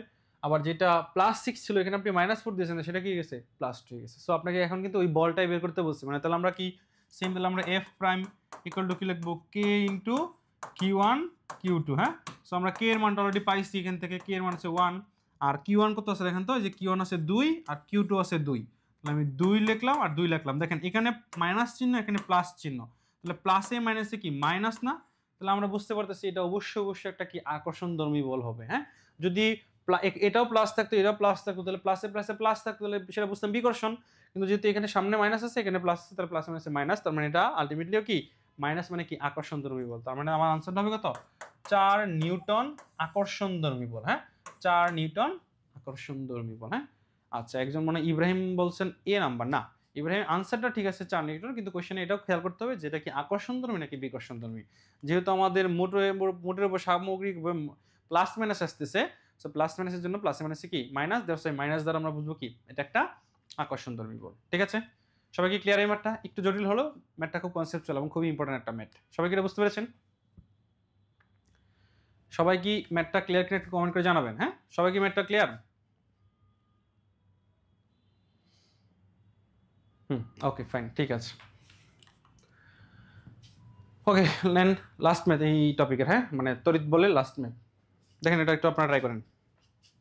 কি বলা আছে, একটি ন্যানো, হ্যাঁ দুটি ন্যানো, একটি না দুটি ন্যানো, যে দুটি ন্যানো চার্জ, ন্যানো মানে তো আমরা সবাই বুঝি -9, হ্যাঁ, সো দুটি এত চার্জের মধ্যবর্তী দূরত্ব হচ্ছে এত।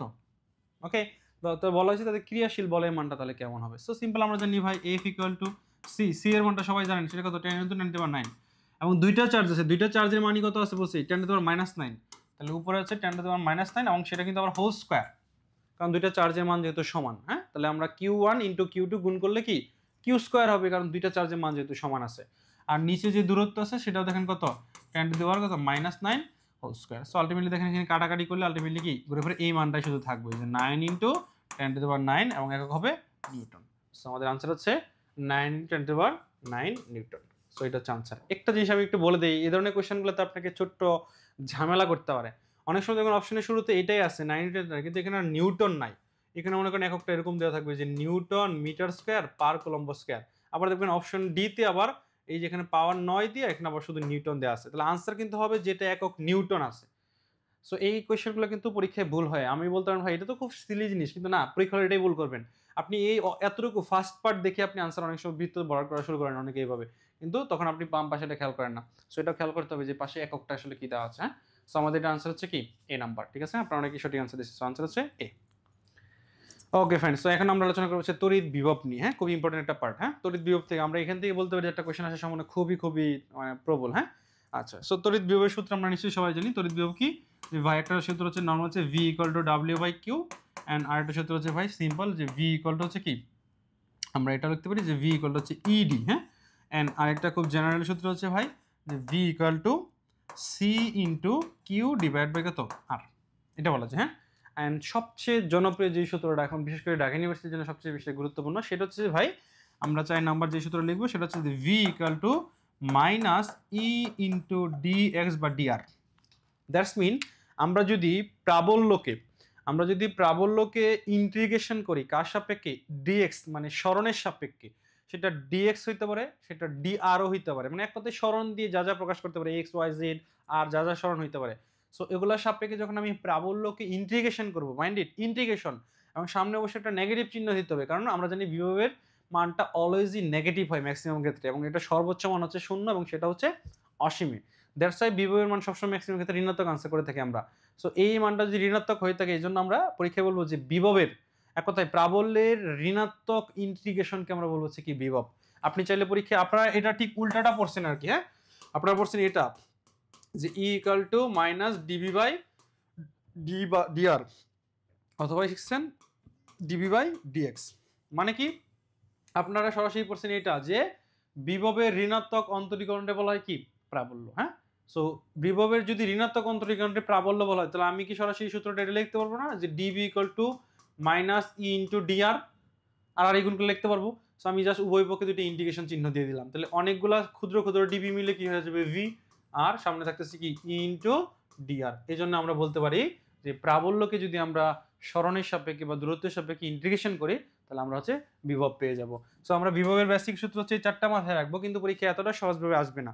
পরীক্ষায় কিভাবে আসবে সেটা আমি এখন আপনাদের দেখাচ্ছি। আচ্ছা, প্রথম কথা হচ্ছে যে বিভবগুলো আসলে কি, বিভব হচ্ছে একটা স্কেলার রাশি, এটা মাথায় রাখবেন।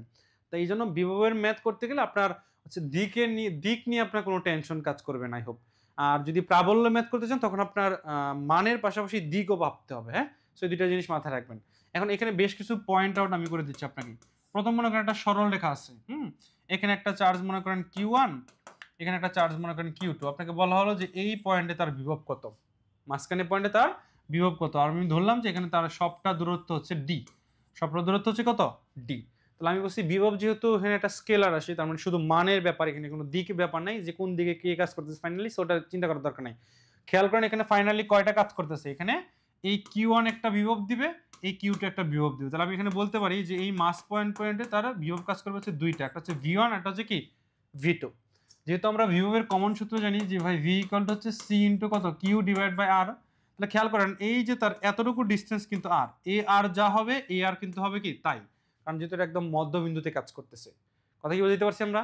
তাহলে আমরা যদি এক্ষেত্রে সূত্রটা লিখতে চাই তাহলে দেখেন তো এখানে দুইজনের এই সিটাও কমন আরটাও কমন, তাহলে আমরা লিখতে পারি V equal two CR Q1 plus কত Q2।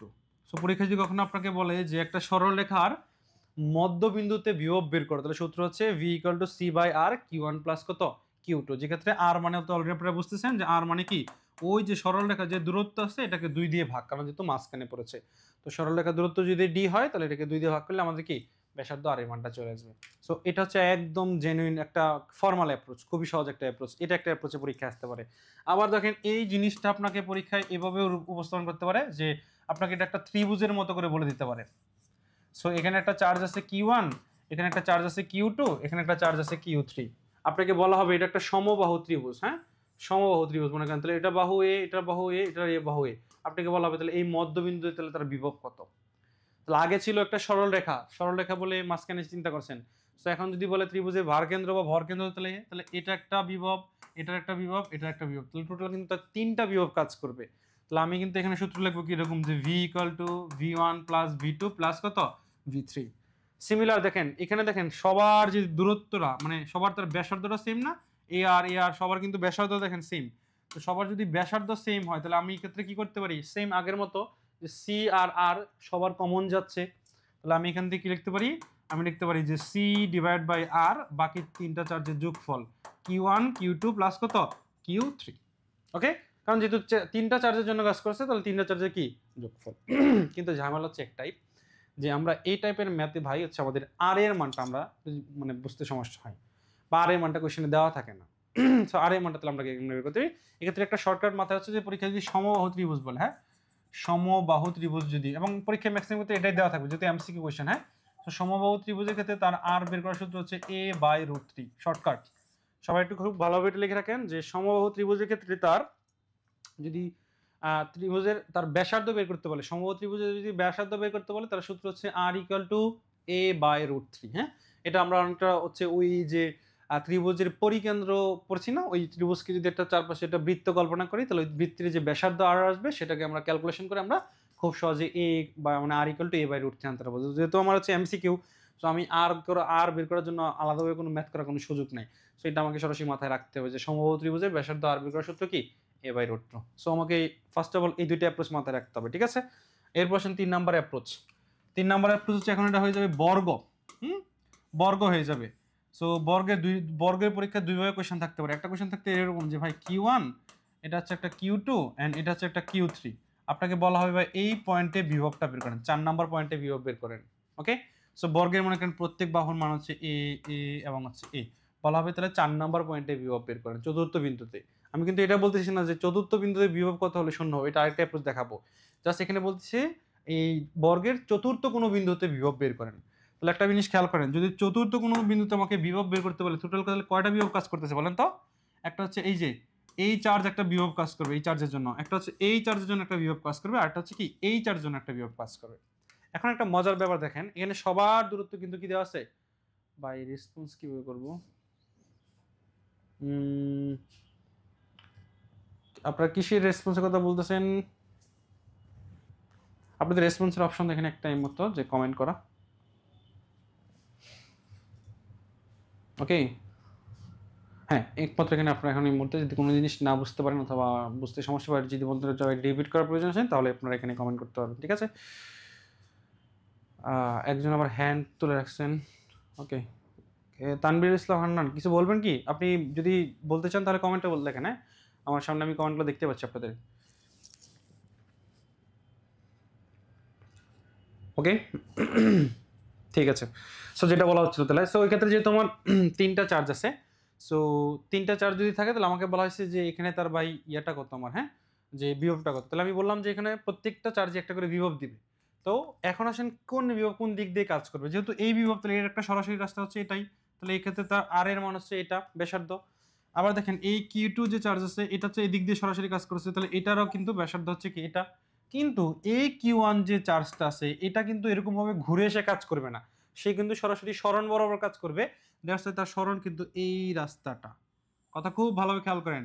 তার মানে দেখেন Q2 চার্জ এবং Q3 চার্জের দূরত্ব কিন্তু সেম হলেও আলটিমেটলি Q1 এর চার্জটা কি আমরা বলতে পারি কি আলাদা, মানে Q1 এর দূরত্বটা কিন্তু আলাদা, ঠিক আছে। বলতেছেন কর্ণ, হ্যাঁ কর্ণ, এক্স্যাক্টলি। সো আমরা এই ক্ষেত্রে তার হচ্ছে যে বিভবটা হচ্ছে কোন বড় কাজ করবে, কর্ণ বড় কাজ করবে। তাহলে আমি এক্ষেত্রে যদি লিখি মোট বিভব হচ্ছে ভি, টোটাল বিভব কাজ করবে যেহেতু চার্জ তিনটা বিভবও তিনটা। এখন বলেন কোন দুইটার বিভব কমন, মানে কোন দুইটার দূরত্বটা কমন, এই তিনেরটা এবং দুইয়েরটা হচ্ছে কমন। সো আমরা যেটা করবো যে এটার জন্য সূত্র যা আছে তাই লিখবো, যে কি সূত্র হচ্ছে ভাই সি ইকুয়াল টু, বা দেখেন এক্ষেত্রে আমি একটা সহজ জিনিস আপনাদের বলে দিই, যেহেতু আমার সূত্র হচ্ছে V equal to C into Q divide by কত আর। তাহলে একটা জিনিস খেয়াল করেন, এখানে সবার দেখেন সি কমন নেওয়া যায়, প্রত্যেকের কাছ থেকে সি কমন নেওয়া যায়। ওকে, আমি প্রত্যেকের কাছে সি কমন নিলাম, তো প্রত্যেকের কাছে সি কমন নিলাম। কিন্তু দেখেন এইখানে যেটা আছে, এখানে আমরা যে ভি1 এর ক্ষেত্রে কি লিখবো, ভি1 এর ক্ষেত্রে লিখবো হচ্ছে Q1, বাট এই ক্ষেত্রে তার যে ব্যাসার্ধ যেটা আর, এই আর হবে তার কিন্তু এই কর্ণ। এখন বলেন এই কর্ণের মানটা কত। এটা যদি আপনি চিন্তা করেন যে এরকম একটা আপনার হাতে বর্গ আছে, এটা বর্গের এক বাহু, এটা একটা বর্গের এক বাহু, আপনি যদি এতটুকু অংশ কেটে নেন তাহলে এই কর্ণটাই হচ্ছে তার কি অতিভুজের সমান না।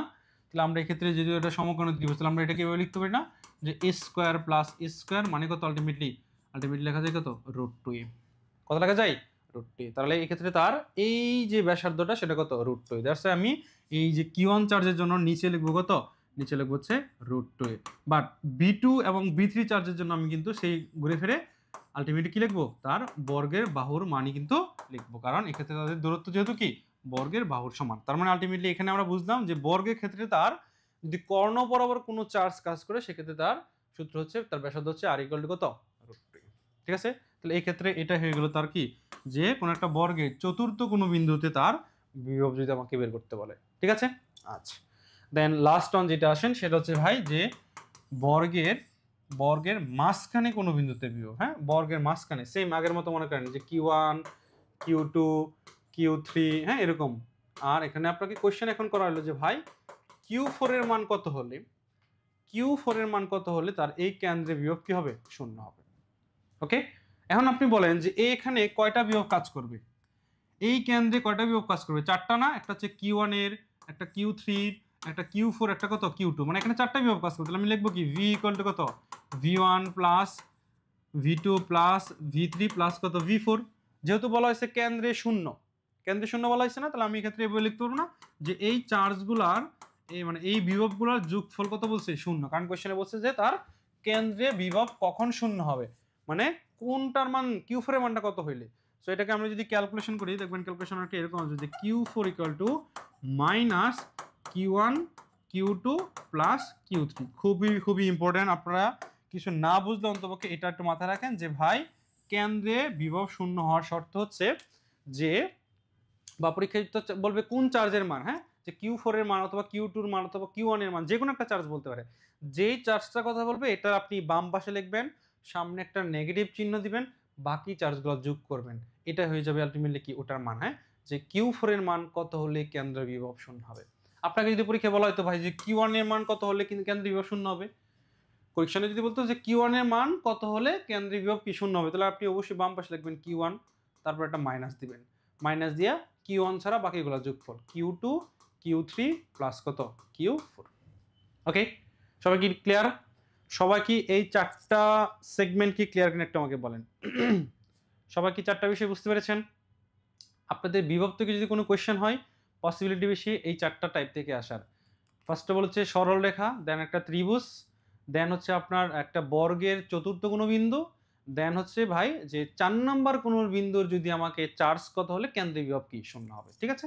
সেই চারটা জিনিস থেকে পরীক্ষা কোশ্চেন আসতে পারে। সো আমরা সবাই একটু এই জিনিসটা দেখি। এটা দেখেন কৃষিগুচ্ছ 22-23 সেশনে আসছে, হ্যাঁ। সো কোশ্চেনটা একটু সবাই একটু ভালো করে খেয়াল করেন। আমরা কিন্তু আপনাদেরকে বর্গ পড়িয়েছি, কিন্তু এখানে কোশ্চেনে দেখেন কি আসছে, আপনাকে বলছে আয়তক্ষেত্রের ক্ষেত্রে কি বিভব বের করতে। তো ফার্স্ট অফ অল কোশ্চেনটা যেই সেগমেন্টে আছে ওই সেগমেন্টে সাজান। দেখেন আয়তক্ষেত্রটা কেমন আছে, পি কিউ আর এস, আপনি সাজান। একটা বিন্দু হচ্ছে পি, একটা হচ্ছে বিন্দু কিউ, একটা বিন্দু হচ্ছে আর, একটা বিন্দু হচ্ছে এস। আমরা তো জানি সবাই যে আয়তক্ষেত্রের যে বিপরীত যে বাহুগুলা এগুলা কি থাকবে, আমরা জানি সমান থাকবে, ঠিক আছে। সো তাহলে আয়তক্ষেত্রের এই পি কিউ বাহু আর হচ্ছে আর এস বাহু সমান, ওকে। আচ্ছা, তারপর দেখেন তাদের যে বিন্দুগুলো যেভাবে আছে আমরা কোশ্চেনে যেভাবে আছে আমরা সেভাবে সাজাই। দেখেন বলছে, দেখেন এই যে পি কিউ মানে 3 মিটার সাজান, এই দেখেন পি কিউ মানে হচ্ছে 3 মিটার। আবার দেখেন কিউ আর মানে 4 মিটার, হ্যাঁ। আমার যদিও চিত্রটা আঁকাটা একটু মানে ইয়ে হওয়ার দরকার ছিল, আসলে লিখলাম যে কিউ আর মানে 4 মিটার। তারপর দেখেন আপনাকে দেখছে, দেখেন আপনি পি কিউ যদি 3 মিটার হয় তাহলে অবশ্যই এই এস আর এর দূরত্ব 3 মিটার হবে। আপনার যদি কিউ আর এর দূরত্ব 4 মিটার হয় তাহলে অবশ্যই এই পি এস এর দূরত্ব 4 মিটার হবে, এটা আগে বুঝতে হবে।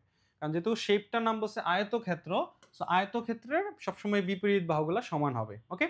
সো এটা যদি 3 হয় এটাও 3, এটা যদি 4 হয় এটা হচ্ছে 4।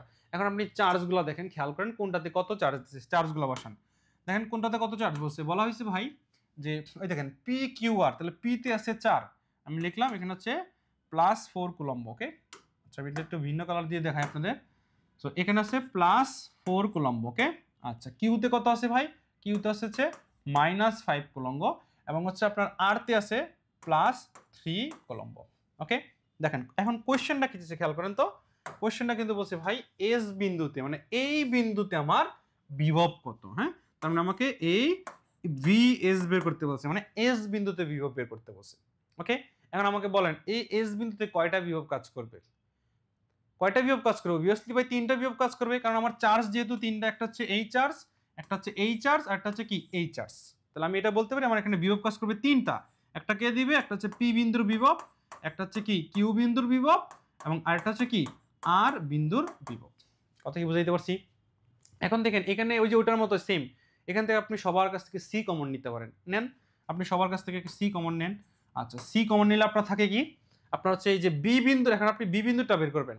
তাহলে যে বিন্দুর বিভব ওই বিন্দুর দূরত্ব, কারণ যেহেতু সূত্র হচ্ছে V equal to C Q divide by R, তাহলে যে বিন্দুর বিভব নেবেন ওই বিন্দুর দূরত্ব নেবেন। তাহলে দেখেন এই যে পি বিন্দু, যেহেতু আপনি এখন বিভব বের করতেছেন পি বিন্দুর বিভব, তাহলে পি বিন্দুর দূরত্ব নেবেন কিন্তু, ওকে। তাহলে পি বিন্দুর দূরত্ব কত আছে ভাই, 4 মিটার। সো আপনি এখানে লিখবেন তাহলে যে উপর হচ্ছে +4, নিচে হচ্ছে 4, ওকে। আমার এখানে প্লাস না দিলেও কোনো প্রবলেম নেই, হ্যাঁ, প্লাস না দিলেও কোনো সমস্যা নেই। আমি জাস্ট এভাবে লিখবো উপরে 4 নিচে হচ্ছে 4, হ্যাঁ। তাহলে এটাকে আমি একটু সুন্দর করে বুঝাই লিখি। সো এখানে হচ্ছে সি ইন্টু উপরে 4 নিচেও 4, ওকে। আচ্ছা এরপরে দেখেন, এরপর কি বলছে, দেখেন এরপরটা বলছে যে আমার এরপর যে কিউ বিন্দুটা বলছে, ওকে। দেখেন কিউ বিন্দু কোনটা ভাই, কিউ বিন্দু হচ্ছে যে এটা, এটা হচ্ছে আমার কিউ বিন্দু। সো কিউ বিন্দু দেখেন কত চার্জ আছে, কিউ বিন্দু হচ্ছে -5। তাহলে আমার যেহেতু আমি এখানে সূত্রতে প্লাস দিছিলাম, তো এই যে একটা মাইনাস আছে, এই জন্য আমার এখানে প্লাসে মাইনাসে মাইনাস হবে। সো উপরে আমার চার্জের মান হচ্ছে 5। এখন আসেন উপরে চার্জের মান দিছি, কিন্তু এখন এই চার্জের দূরত্বটা কত হবে, কেউ আমাকে একটু বলতে পারবেন যে এই চার্জের, বা রেড কালার ইউজ করলে বোঝা যায় না, ওকে ফাইন ঠিক আছে, ওকে। সো তাহলে আমরা এক্ষেত্রে আমি মানগুলো মানে বোঝাচ্ছি, এখানে একটা +4 ছিল, এখানে -5 ছিল, এখানে +3 ছিল, এটাই মধ্যে এটা মাথায় রাখেন। এন্ড আমার কথা হচ্ছে বলেন তো এই যে মাইনাস যে 5 কুলম্ব আছে এটার দূরত্ব কত হবে বলেন তো দেখি, এটার দূরত্ব কত হবে, মাইনাস যেটা 5 আছে এটা দূরত্ব কত হবে? অবভিয়াসলি এটা কর্ণ হবে না, হ্যাঁ অবভিয়াসলি এটা কর্ণ হবে, 4 রুট হবে না, কিন্তু দেখেন এটা হবে কিন্তু এই যে কর্ণের যে মানটা। তাহলে আপনি দেখেন এটা আনতে এভাবে রাখতে পারেন না, এই দেখেন যে আপনি এটা জানেন 3, এটা জানেন হচ্ছে 4, তাহলে এটা কি পিথাগোরাসের মতো হয়ে গেছে না ভাই? তাহলে এটা 3 4 হলে এটা আলটিমেটলি কত হবে, এটা আলটিমেটলি হচ্ছে কত 3 স্কয়ার প্লাস 4 স্কয়ার, মানে আলটিমেটলি এটা কত হবে 5, ওকে। তার মানে এই যে তার কর্ণের মানটা, এই কর্ণের মানটা কত 5, বুঝা গেল কি? হ্যাঁ কিউআর যদি আর আর নিলে কিউআর, হ্যাঁ কিউআর তো আর আর আমি নিব না, কেন নিব না বলেন তো, আমাকে তো বলছে এস বিন্দুতে বের করতে, তাহলে আমাকে সবগুলা চিন্তা করতে হবে এস বিন্দুর সাপেক্ষে। যেমন এই যে পিএস বরাবর, আর এস বরাবর, একটা হচ্ছে কিউএস বরাবর, আমি এই বরাবর তো নিতে পারবো না, আমাকে এতটা বেঁকে কাজ করবে ভাই, সবসময় এটা আর আরই কাজ করবে, কথা বুঝতে পারছি।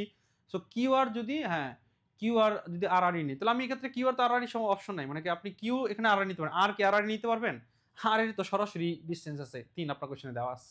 হ্যাঁ, সো আমার তাহলে পি এর গেল, কিউ এর গেল, এখন আমি আর এরটা নিব। দেখেন, সো আমি এখন আর এরটা নিব, তাহলে আর এর যেহেতু চিহ্ন প্লাস আছে তাহলে প্লাসই দিলাম, আর উপরে আছে কত 3। আর দেখেন এই যে আর এর থেকে দূরত্ব কত, আর এর থেকে দূরত্ব হচ্ছে কত 3। ওকে, সো এখন আপনি জাস্ট এটাকে ক্যালকুলেশন করেন। সো ক্যালকুলেশন করলে কি আছে দেখেন, এই যে 4 কে 4 ভাগ করলে 1, 5 কে 5 ভাগ করলে 1, আবার 3 কে 3 ভাগ করলে কত 1। তাহলে আলটিমেটলি ব্যাপারটা কি দাঁড়াইছে বলেন তো, এখানে সি এর মান কত 9 ইনটু 10 টু দি পাওয়ার 9 সাথে 1 মাইনাস 1 প্লাস 1। সো আলটিমেটলি কি দাঁড়ালো, আলটিমেটলি দাঁড়ালো এটাই অ্যান্সার, যে 9 ইনটু 10 টু দি পাওয়ার 9 এত ভোল্ট। সো অপশন হচ্ছে আমাদের একটাই আছে, এই দেখেন 9 ইনটু 10 টু দি পাওয়ার এত 9। হ্যাঁ, সাইডে যদি অপশন ভি দেওয়া নাই, কারণ অপশনে যদি কোশ্চেনে যদি ভুল দেওয়া আছে, আমাদের রাইট আনসার হচ্ছে কত এত ভোল্ট। হ্যাঁ, অপশন হচ্ছে ডি নাম্বার। সবাই কি এই ম্যাথটা বুঝতে পেরেছেন কি একটু বলেন?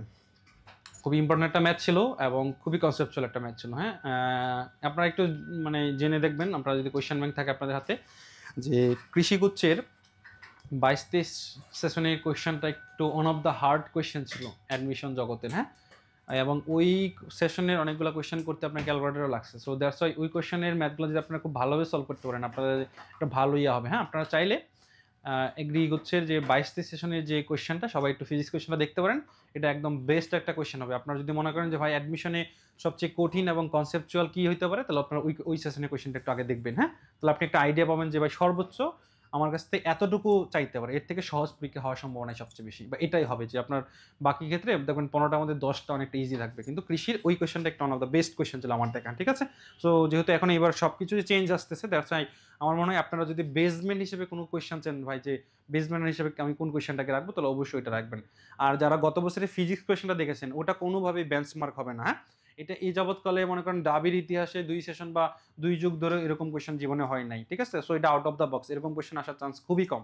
আপনারা, আমি যেটা বললাম যে আপনাদের একটা বেঞ্চমার্ক হিসেবে আপনারা এই কোয়েশ্চেনটা একটু দেখতে পারেন। দেন পরেরটা একটু দেখেন, বলা হচ্ছে যে একটি বর্গক্ষেত্রে 3টি কৌণিক বিন্দুতে চার্জ দেওয়া আছে, বলছে এই দেখেন কোয়েশ্চেনটাতে বলেছে কেন্দ্রের বিভব শূন্য হবে। হ্যাঁ, আমি জাস্ট সিম্পল এভাবে আঁকেন আপনি বর্গক্ষেত্র, বলছে কত কত চার্জ, এখানে 5, এখানে বলছে 10, আর এখানে বলছে -20। সো আমাকে বলছে এই যে 4 নাম্বার পয়েন্টে কত চার্জ দিলে কেন্দ্রে বিভব শূন্য হবে। আমি ধরলাম যে 4 নাম্বার চার্জটা হচ্ছে Q4। আমি শর্টকাট কি বলছিলাম, যে ভাই ফার্স্ট টাইম একটা Q4 লিখবো, সামনে একটা মাইনাস চিহ্ন দেবো, মাইনাস চিহ্ন দিয়ে বাকিগুলোর হচ্ছে কি যোগ করবো। ভাই বিভব চার্জের প্লাস মাইনাস দেওয়া লাগে না? হ্যাঁ হ্যাঁ দিলাম তো, আমরা প্লাস মাইনাস না দিলে আমাদের আনসার কেমনে মিললো দেখেন না, যে এখানে প্লাসের জন্য প্লাস দিলাম, মাইনাসের জন্য মাইনাস দিলাম। হ্যাঁ, সো যেহেতু মান এই ক্ষেত্রে যেহেতু বিভবের ইয়াটা ব্যাপার আছে, সেখানে আমরা দিতে হবে এটা।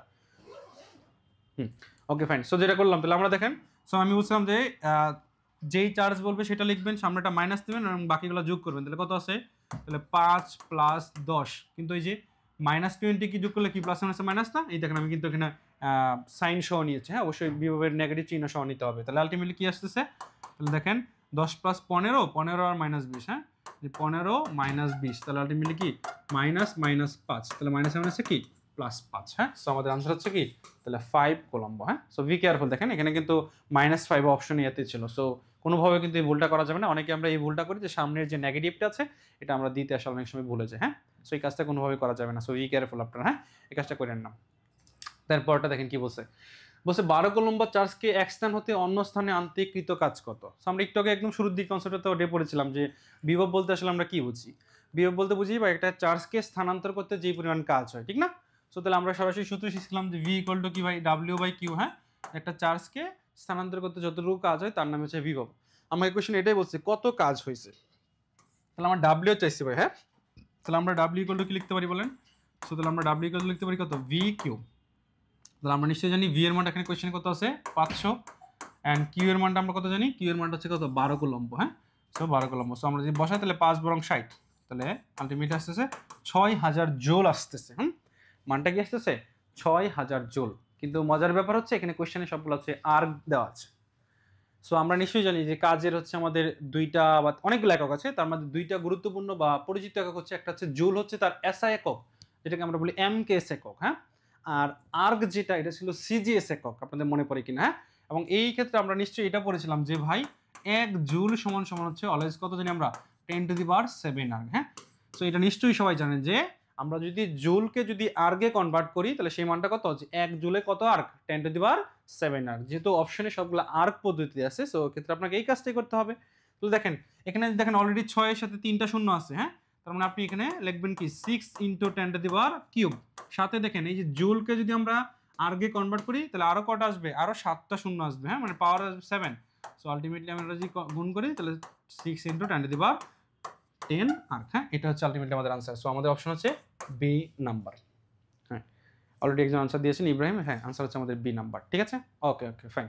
সো খুবই সহজ একটা ম্যাথ, বাট ওই যে সিম্পলের মধ্যে গর্জিয়াস ম্যাথ বলে এগুলো আর কি, হ্যাঁ, যে কোশ্চেনগুলো দেখতে খুবই সিম্পল, কিন্তু ওই যে অনেকে এই কনভার্টটা না জানার জন্য এগুলো আনসার আপনারা ভুল করতে পারেন। ওকে, নেক্সট পয়েন্টটা দেখেন, বলছে কি একটি গোলাকার পরিবাহীর ব্যাসার্ধ হচ্ছে 0.5 অ্যান্ড বলা হচ্ছে 10 কুলম্ব চার্জ দেওয়া হলো, বলছে যে কেন্দ্র থেকে 0.1 মিটার দূরে তাদের বিভবের মান কত। খুবই সহজ জিনিস, হ্যাঁ। তো আমরা সবাই জানি যে ভি ইকুয়াল টু কি, যে ভাই V equal to C into কত, কিউ ডিভাইড বাই কত, আর। ওকে, তাহলে সি এর মান আপনি জানেন 9 × 10⁻9। আচ্ছা, এখন কিউ কত, কিউ আছে দেখেন কত, ওই তো 10 কুলম্ব চার্জ দেওয়া আছে। আচ্ছা, কত দূরে বের করতে বলছে, 0.1 মিটার দূরে বের করতে বলছে। কি আমাকে বলতে পারেন আমি এখানে আর এর মান কত বসাবো? আমাকে যেহেতু 0.1 মিটার দূরত্ব বের করতে বলছে, আমি আর এর মান কত বসাবো? কেউ একজন বলেন তো দেখি, আর এর মান আমি কত নিয়ে কাজ করব? যেহেতু আমাকে বলছে 0.1 নিয়ে 1 মিটার দূরত্ব বের করতে বলছে, হ্যাঁ, একজন বলতেছেন 0.5, প্লিজ আরেকজন আনসার দেন দেখি কত নেওয়া উচিত আমার। আপনারা ম্যাক্সিমাম 0.5 আনসার দিয়েছেন, দ্যাটস মিন আপনারা আসলে ব্যাপারটা জানেন, হ্যাঁ। তো এক্ষেত্রে আলটিমেটলি ব্যাপারটা আসলে কি চাইছে? ব্যাপারটা হচ্ছে যে আমরা এই কনসেপ্টটি সবাই মাথায় রাখবো, এখান থেকে একটা কোয়েশ্চেন আসার সম্ভাবনা খুব বেশি। কোনো একটা যদি গোলক থাকে, হ্যাঁ, কোনো একটা গোলক যদি থাকে, মনে করেন গোলকের ব্যাসার্ধ হচ্ছে মনে করেন আর। ওকে, সো গোলকের ব্যাসার্ধ হচ্ছে আর। সো এই গোলকের ব্যাসার্ধ যদি আর হয়, আমি যদি এই গোলকের ভিতরে কোনো বিন্দু সিলেক্ট করি, ধরেন আমি এই গোলকের ব্যাসার্ধ ধরলাম হচ্ছে 1 মিটার। সো আমি যদি এখানে কোনো একটা বিন্দু চিন্তা করি, মনে করেন এতটুকু একটা বিন্দু আছে, এই বিন্দু দূরত্ব মনে করেন তাহলে আমি ধরলাম 0.5 মিটার। তাহলে এই দূরত্ব আমি ধরেন এ দিয়ে ডিফাইন করলাম। তাহলে কখনো যদি দেখেন যে গোলকের যে কোনো একটা মানে গোলকের অভ্যন্তরে যদি কোনো বিন্দুতে আপনাকে বিভব বের করতে বলে এবং সেই বিন্দুটা যদি অবশ্যই তো ব্যাসার্ধ থেকে ছোট হবে, তাহলে কখনো যদি দেখেন মান যদি তার ব্যাসার্ধ থেকে ছোট হয়, আমরা সবসময় তার ব্যাসার্ধ নিয়ে কাজ করব। কি বললাম আমি বললাম যদি কোনো একটা দূরত্ব যদি তার ব্যাসার্ধ থেকে ছোট হয়, আমি সবসময় তার কি করব, ব্যাসার্ধের মান নিয়ে কাজ করব। কারণটা কেন? কারণটা হচ্ছে আমি যদি কোনো একটা, এই কথাটা সবাই মাথায় লিখে রাখবেন বা একটু আপনারা একটা খাতায় এখন লিখবেন, যে কোনো একটা গোলকের অভ্যন্তরীণ প্রত্যেকটা বিন্দুর বিভব তার পৃষ্ঠের বিভবের সমান। কি বললাম আমি? দুইটা কথা খুব মনোযোগ সহকারে এখন লিখবেন। সেটা হচ্ছে মনে করেন একটা গোলক আছে, মনে করেন এই গোলকের ব্যাসার্ধ হচ্ছে আর। ওকে, এই গোলকের ব্যাসার্ধ হচ্ছে আর, আর এই গোলকের এত দূরে একটা পয়েন্টের নাম দিলাম হচ্ছে এ। তাহলে দেখেন এ কিন্তু আর এর থেকে ছোট, এ কিন্তু আর এর থেকে ছোট। সো আপনাকে যদি বলা হয় যে ভাই তাহলে এই যে এখানে আমার বিন্দু যে বিভব আছে, এটা মনে করেন এ বিন্দুর বিভব, এটা হচ্ছে বি বিন্দুর বিভব। তাহলে এই যে এ বিন্দুর যে বিভবটা আছে না, এই বিভবের মানটা আলটিমেটলি এই বৃত্তের সব জায়গায় সমান হবে। তার মানে আপনি যদি কোনোভাবে এই গোলকের পৃষ্ঠের বিভবটা বের করে ফেলতে পারেন, তাহলে আলটিমেটলি এই অভ্যন্তরীণ পয়েন্টে বিভব বের করা হয়ে গেছে। যদিও দেখেন এই কোশ্চেনে 0.1 মিটার দূরত্ব বলছে, কিন্তু ব্যাসার্ধ হচ্ছে 0.5, মানে 0.5 মানে মনে করেন এই সবটা দূরত্ব, বাট 0.1 তো তার থেকে একটু ছোট। তাহলে আমার যদিও 0.1 বলছে, আমি দূরত্ব 0.1 নিব না, আমি নিব দূরত্ব কত, 0.5। কারণ আমার পৃষ্ঠেরটা যদি আমি এনিহাও বের করতে পারি, তাহলে পৃষ্ঠের বিভবটাই এই গোলকের অভ্যন্তরীণ যে কোনো বিন্দু বিভবের সমান। তাহলে দুইটা কথা খুব ভালোভাবে মাথায় রাখবেন, যে গোলকের অভ্যন্তরীণ প্রত্যেকটা বিন্দুর বিভব তার পৃষ্ঠের বিভব সমান, আর অভ্যন্তরে সবসময় প্রাবল্য শূন্য হয়। মানে গোলকের এই অভ্যন্তরীণে সবসময় কি হবে, প্রাবল্য কি হবে, শূন্য হবে। কথায় ক্লিয়ার সবাই? দুইটা কথা খুব ভালোভাবে লিখে রাখেন। কি বললাম, কোন একটা গোলকের অভ্যন্তরীণ বিন্দুগুলোর বিভব তার পৃষ্ঠের বিভবের সমান, আর অভ্যন্তরে কোনো একটা বিন্দুর প্রাবল্য অলওয়েজ কি, শূন্য হবে। দ্যাটস ওয়াই আমরা এখানে 0.1 মানে কত নিব, আমরা এখানে কাজ করব 0.5 নিয়ে। সো আমরা জাস্ট ক্যালকুলেশন করি, 9 × 10⁻9 উপরে 10, 0.5 কে আমরা হাফ লিখতে পারি চাইলে, এটা জাস্ট উপরে চলে আসবে। তাহলে 9 দুগুণে কত, আর এটা যদি উপরে চলে আসে মনে করেন, তাহলে এতটুকু ক্যালকুলেশন এরকম হয়ে যাবে না, যে 10 × 2, কারণ হাফকে উল্টে দিলে তো 2 হয়ে যাচ্ছে। তাহলে 9 দুগুণে কত, 18। সো 9 দুগুণে 18, আর 10 এর পাওয়ার 9, আর এখানে একটা আলটিমেটলি কত, 10⁻10। সো কোথায় আছে দেখেন, এই তো বোঝা যাচ্ছে, যেহেতু অপশনে 18 আছে আর ম্যাথ করার কোনো প্রয়োজন নেই, অপশন আনসার এটাই হবে। হ্যাঁ, বলতে আমরা এখানে তো পাওয়ার 10, কিন্তু আপনি একবার একটু ডানে সরান, তাহলে এখানে 1.8 দিলে এখানে পাওয়ার কিন্তু কি 11 হয়ে যাবে। সো দ্যাটস আমাদের রাইট আনসার হচ্ছে কি বি নাম্বার। ওকে ওকে, সবাই কি এই কথাটা কি ক্লিয়ার? এটা খুবই ইম্পর্টেন্ট, পরীক্ষায় ম্যাক্সিমাম পসিবল আছে এই জায়গাটাতে কোশ্চেন করার, যে গোলকের অভ্যন্তরীণ বিন্দুগুলো বিভব তার পৃষ্ঠ বিভবের সমান। ওকে, ঠিক আছে। এরপর হচ্ছে প্রাবল্য। প্রাবল্য বলতে আমরা কি বুঝি? অলরেডি আমরা বললাম যে প্রাবল্য একদম বেসিক সূত্র হচ্ছে E = -dv/dr। হ্যাঁ, মানে আপনি বিভবকে যদি ব্যাসার্ধ সাপেক্ষে অন্তরীকরণ তাহলে সেটা হচ্ছে আপনি প্রাবল্য পাবেন। আরেকটা সূত্র হচ্ছে E = c × q/r²। দেখেন আমরা বিভবের সূত্রতে কি ছিল যে c = q/r, নিচে একটা r ছিল কিন্তু প্রাবল্যতে দুইটা r হবে, মানে r² হবে। হ্যাঁ, এটা খুব ভালোভাবে মাথায় রাখবেন। 3 নাম্বার যে সূত্রটা আমরা লিখতে পারবো সেটা হচ্ছে আমরা যে E = কি লিখবো? E হচ্ছে f/q অথবা হচ্ছে E = v/t। হ্যাঁ, মোটামুটি এই কটা বেসিক সূত্র আপনাকে মাথায় রাখতে হবে প্রাবল্যের জন্য। ওকে, সো একটা হচ্ছে E = dv/dr, মানে বিভবের ঋণাত্মক অন্তরীকরণে প্রাবল্য বলা হয়। আর এটা তো একদম তার ফান্ডামেন্টাল সূত্র, এন্ড এই ক্ষেত্রে এটা তার কনভার্সনাল সূত্রগুলো পরীক্ষায় আসতে পারে। ঠিক আছে, সেগুলো একটু মাথায় রাখবেন। এখন আসেন কিছু ঘটনা দিয়ে আমি কিছু বোঝাই যে ঘটনাগুলো পরীক্ষায় আসে। যেমন আপনাকে বলবে, মনে করেন 1 নাম্বার যে ঘটনাটা সেটা হচ্ছে যে এরকম মনে করেন একটা সরলরেখা আছে। সো সরলরেখার এখানে একটা চার্জ আছে Q1, এখানে একটা চার্জ আছে হচ্ছে Q2। দেখবেন আপনাদের পরীক্ষায় প্রায় কোশ্চেন আসতো যে মধ্যবিন্দুতে তাদের প্রাবল্য বের করো। কোন বিন্দুতে প্রাবল্য করো? তাদের মধ্যবিন্দুতে প্রাবল্য বের করো। সো আপনাকে যদি পরীক্ষায় কখনো বলে যে তাদের মধ্যবিন্দুতে প্রাবল্য বের করো, এটা হচ্ছে ফার্স্টে মধ্যবিন্দু। হ্যাঁ, মধ্যবিন্দুতে প্রাবল্য বের করো। তাহলে মধ্যবিন্দুতে প্রাবল্য বের করো, তাহলে তার কাহিনীটা কি হবে ভাই? এক্ষেত্রে আলটিমেটলি দেখেন, আমরা একটু আগে যে জিনিসটা বলছিলাম যে বিভব যেহেতু একটা হচ্ছে স্কেলার রাশি ছিল, কিন্তু প্রাবল্য কিন্তু একটা ভেক্টর রাশি। তো প্রাবল্য কিন্তু আলটিমেটলি তার দিকের উপর ডিপেন্ড করবে, মানে তার দিকটা কোন দিকে কাজ করতেছে। আমি ধরলাম যে এটা একটা প্লাস চার্জ, এটা একটা মাইনাস চার্জ ধরলাম জাস্ট। সো আমাকে বলা হলো ভাই এই বিন্দুতে আমরা কি করব? প্রাবল্য বের করব। তাহলে প্রথমত হচ্ছে এই বিন্দু যদি আমি প্রাবল্য বের করি তাহলে সম্পূর্ণ দূরত্ব মনে করেন d, তাহলে এতটুকু দূরত্ব অবশ্য আমার কি r। হ্যাঁ, দুইজনের দূরত্ব সমান হবে কারণ আমি যেহেতু মধ্যবিন্দুতে বলছি। সো আমি চোখ বন্ধ করে বুঝবো যে ভাই এখানে আমার দুইটা প্রাবল্য কাজ করতেছে, একটা হচ্ছে E1 প্রাবল্য আর একটা হচ্ছে কি E2 প্রাবল্য। ওকে, আচ্ছা এখন আমাকে যে জিনিসটা বুঝতে হবে যে ভাই যেহেতু মধ্যবিন্দু বসে এখন এখানে যেহেতু প্লাস মাইনাস আছে, তাহলে এখন যেহেতু প্লাস মাইনাস তাহলে আমাকে ডিরেকশনটা এখন চিন্তা করতে হবে। তো আমি যেটা করবো এখানে মনে মনে একটা বিন্দু চার্জ দিব মাঝখানে পয়েন্টে। কি নিব? একটা বিন্দু চার্জ দেবো। খেয়াল করেন ভালোভাবে। সো মনে মনে যখন আমি একটা বিন্দু চার্জ দিব তখন বিন্দু চার্জ মানে খুবই সামান্য একটা চার্জ। এটা আপনি বলতে পারেন এটার বেশ কিছু সংজ্ঞা বলা যায়। এক কথায় বিন্দু চার্জ মানে ওই চার্জ থেকে বোঝানো হয় যেই চার্জটা তার দূরত্বের তুলনায় মানটা খুব ক্ষুদ্র। কথা কি বুঝতে পারছি? কি বললাম? যে দুইটা মানে চার্জের দূরত্ব থাকে না, ওই দূরত্বের তুলনায় তার মানটা যদি খুবই ক্ষুদ্র হয় এই চার্জটাকে আমরা বলে থাকি হচ্ছে কি বিন্দু চার্জ। সো এখন দেখেন আপনাকে বললাম আমি এখানে মনে মনে একটা বিন্দু চার্জ দিচ্ছেন, তাহলে সে তো খুবই ক্ষুদ্র চার্জ। তো যখন আপনি বিন্দু চার্জ দিবেন তখন এই যে প্লাস যে Q1 আছে, তো এই প্লাস Q1 কে এই প্লাসটা কি ধাক্কা দিবে না, বিকর্ষণ দিবে না?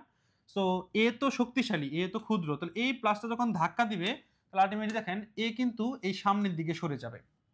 কথা ভালোভাবে বুঝেন কিন্তু এই প্লাসটা যখন এই প্লাসটা ধাক্কা দিবে তখন আলটিমেটলি কিন্তু এ সরে যাবে কারণ এই ক্ষুদ্র, তাহলে তার দিকটা হচ্ছে কোন দিকে? ওই দিকে।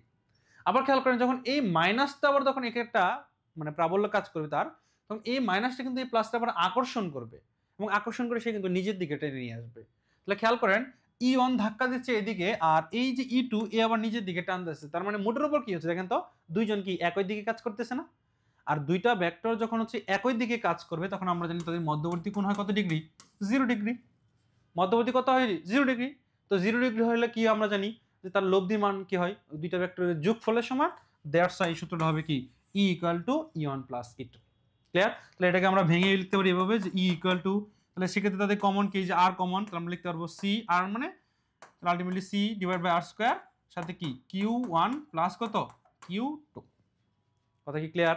আচ্ছা এখন আসেন যদি এখানে প্লাস Q1 দেই এখানেও প্লাস Q2 দিই, এখন আমাকে বলেন তো আমি যদি বলি এখন মধ্যবিন্দুতে আমার প্রাবল্য বের করেন এখন কি ডিফারেন্সটা আসবে? এখন কি ডিফারেন্সটা আসবে বলেন তো?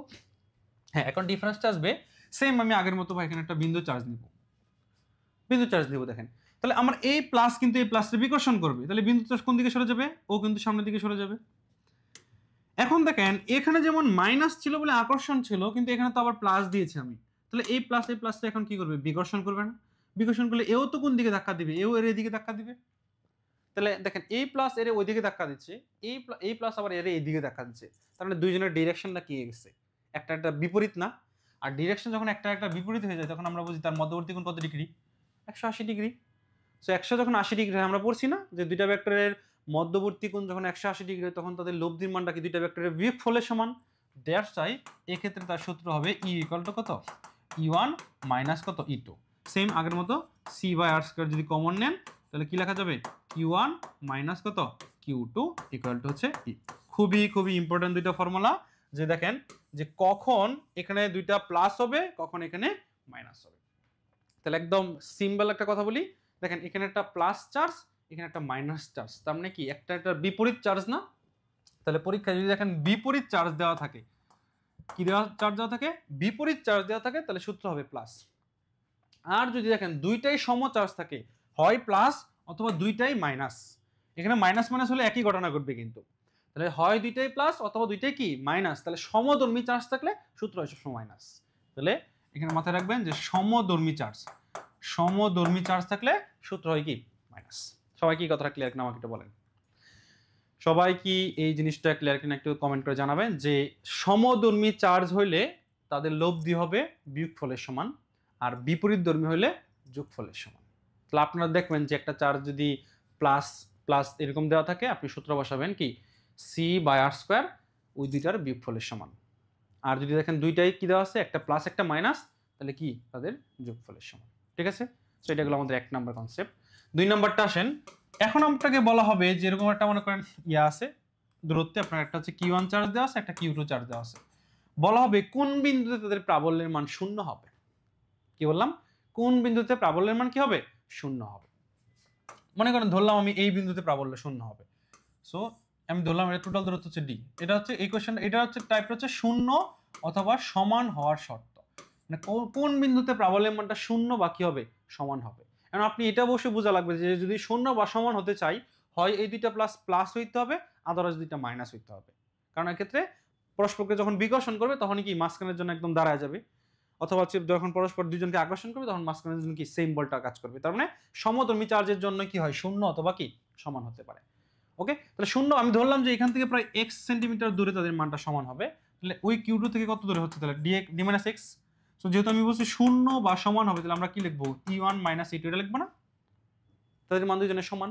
তাহলে এই ক্ষেত্রে আলটিমেটলি আপনারা অবশ্যই এটা পরীক্ষা হলে করে আসছেন যে দুই পাশে তাহলে c কাটাকাটি যায়, তাহলে আমরা এখানে কি লিখতে পারি q1 / x² আর q2 / কত d - x², কারণ দুইজনের c দুই পাশ থেকে কাটা গেল।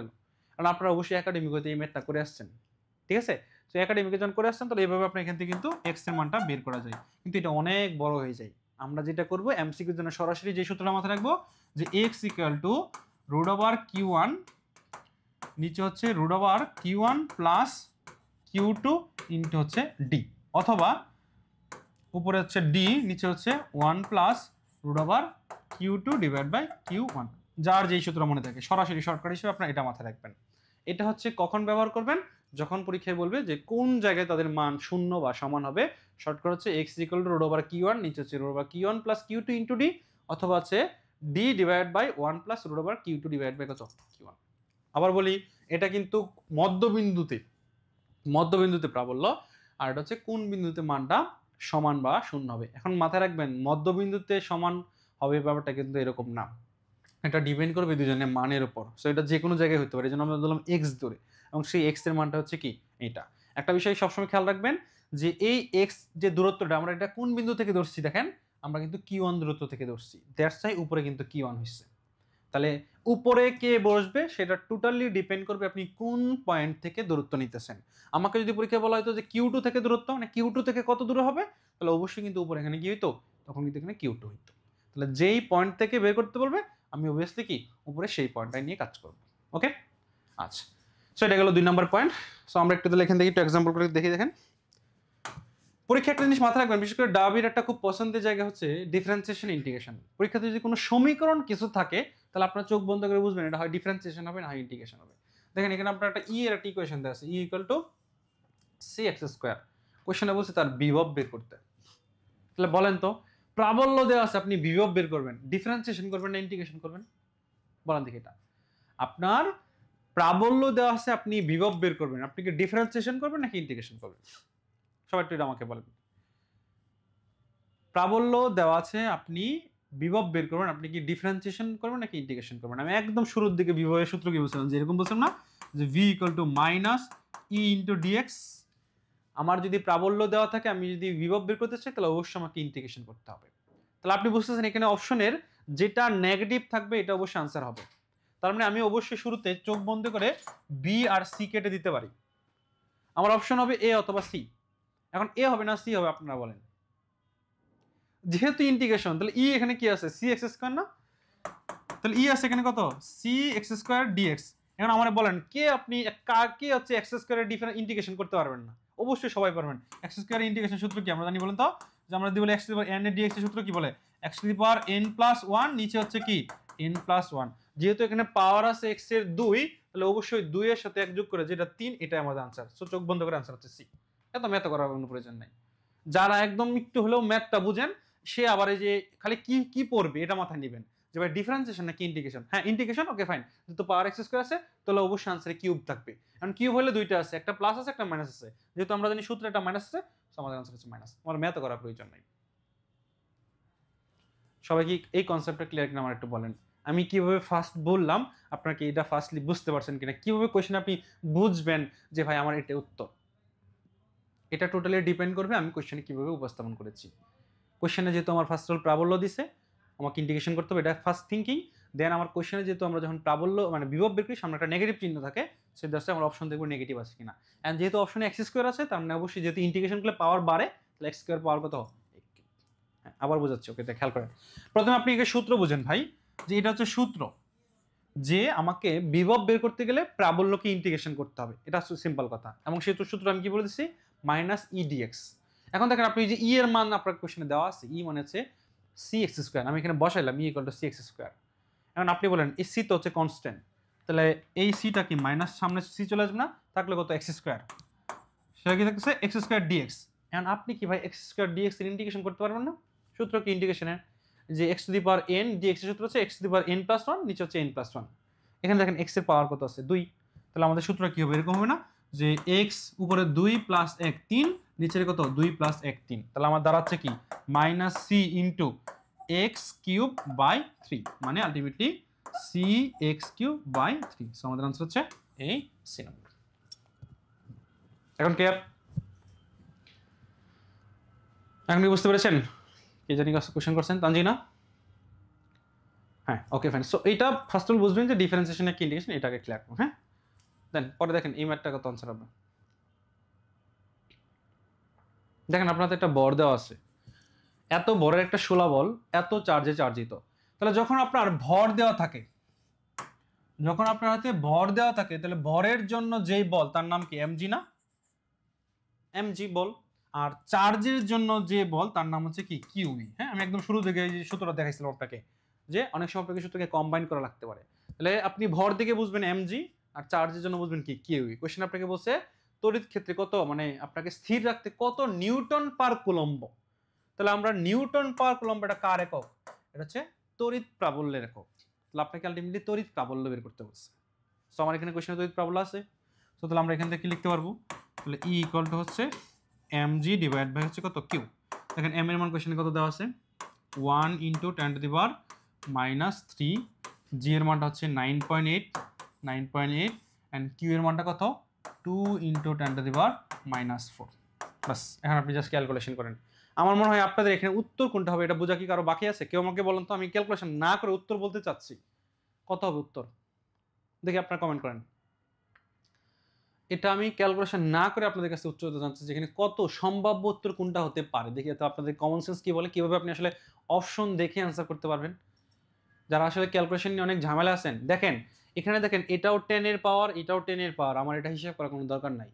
আমার হিসাব হবে 9.8 কে আমি 2 দিয়ে ভাগ করা, 9.8 কে 2 দিয়ে ভাগ করলে 4.9 হয়। এখানে একটা অপশন 49 আছে, খেয়াল করেন। সো আমাদের আনসার হচ্ছে বি নাম্বার, সিম্পল কথাই। আর বাকি কি হয়েছে আমি জানি না, কারণ এখানে আর কোনো অপশন নাই যেটাকে আমরা 50 বানায় ফেলবে অথবা 40 বানায় ফেলার কোনো সুযোগই নাই। সি নাম্বার কেন বলতেছেন আপনি? সি নাম্বার কি হবে? আপনি দেখেন 9.8 কে 2 দিয়ে ভাগ করেন না, কত হয় 4.9। আর বাকিগুলো তো ভাই যে 10 এর খেলা ফেলা এগুলা। সো এখানে জাস্ট কি হবে ভাই, এখানে আপনি -3 আছে, এখানে -4 আছে, উপরে গেলে কি +4 হয়ে যাবে, মানে একটা 10 গুণ হবে। তাহলে 4.9 ইনটু 10 মানে 49। হ্যাঁ বি দেখছি, হ্যাঁ ইয়েস। সো আনসারটি আলটিমেটলি এইভাবে আপনি চোখ বলে আনসার করতে পারবেন। হ্যাঁ দেন পরেরটা দেখেন, এটা আনসার কত হবে বলেন। বাতাসে এত কুলম্ব চার্জ থেকে এত সেন্টিমিটার দূরে, সেন্টিমিটার দেওয়া আছে। সো আমার প্রথম কাজ হচ্ছে এটাকে মিটার নিতে হবে। তো বলছে তাদের বৈদ্যুতিক প্রাবল্য কত। সিম্পল আপনারা সবাই সূত্র জানেন যে E equal to C into Q divide by কত আর স্কোয়ার। তাহলে সি কত আছে 9 into 10 to the power 9, Q কত আছে কিউ হচ্ছে 100, আর আর এর মানটা কত আছে 100 সেন্টিমিটার। সো 100 সেন্টিমিটার মানে কত আলটিমেটলি 1 মিটার। সো আলটিমেটলি এখানে কত 1 স্কোয়ার। সো জাস্ট এখন ক্যালকুলেশন করেন, এখানে 2টা শূন্য আছে, এখানে 9টা শূন্য আছে, তাহলে 9 into 10 to the power 11 Newton per coulomb. সহজ জিনিস একদম, আনসার হচ্ছে কত বি নাম্বার। হ্যাঁ, যে 9 ইন্টু 10 টু দি পাওয়ার কত 11 নিউটন পার কত কুলম্ব। আপনারা অলরেডি সঠিক আনসার দিয়েছেন, আনসার হচ্ছে কি বি নাম্বার। সেম দেখেন এই ম্যাথটা দেখেন, এটা একই টাইপের ম্যাথ। হ্যাঁ, যে বলছে যে এত চার্জযুক্ত একটা বস্তুকে এত মানের সুষম বৈদ্যুতিক ক্ষেত্রে ঝুলন্ত অবস্থায় আছে, বলছে বস্তুটির ভর কত। একটা আগেরটার মতো। হ্যাঁ, তো এই যে mg ইকুয়াল টু কত কিউ ই, কিন্তু এখন তো আপনার ই দেওয়া নাই, ইটা দেওয়া আছে বাট অন্যভাবে দেওয়া আছে। কারণ আপনার ই মানে কি জানেন বলতো, ই মানে কি ভি বাই ডি না, আপনাকে অনেক সময় একক দেখে চিনতে হবে। দেখেন যদি আমি একটা জিনিস বলি যে তড়িৎ প্রাবল্য একক দুইটা হইতে পারে, একটা হচ্ছে ভোল্ট পার মিটার আর একটা হইতে পারে নিউটন পার কুলম্ব। যেহেতু আপনি সূত্র জানেন E equal to V by D, তাহলে ভি এর একক হচ্ছে ভোল্ট আর ডি মানে দূরত্ব, দূরত্ব হচ্ছে মিটার, তার মানে কি ভোল্ট পার মিটার। এটাও প্রাবল্যের একক, এটাও প্রাবল্যের একক। দেখো যেহেতু এককটা এখানে ভোল্ট পার মিটার আছে, তার মানে এটা ইনডাইরেক্টলি আমার কি দেওয়া আছে ই দেওয়া আছে। সো আমার এখানে ই দেওয়া আছে, কিউ দেওয়া আছে, এম দেওয়া আছে, আমার লাগবে হচ্ছে জি, সরি লাগবে হচ্ছে এম। তাহলে আমরা জাস্ট কি করব কিউ ই ডিভাইড বাই কত জি। সো এটাকে ক্যালকুলেশন করলেই আমরা ভর পেয়ে যাব। ঠিক আছে, সো এই আপনারা ক্যালকুলেশন করতে পারেন। বাই ওই পেজটা আবার দেন, এটা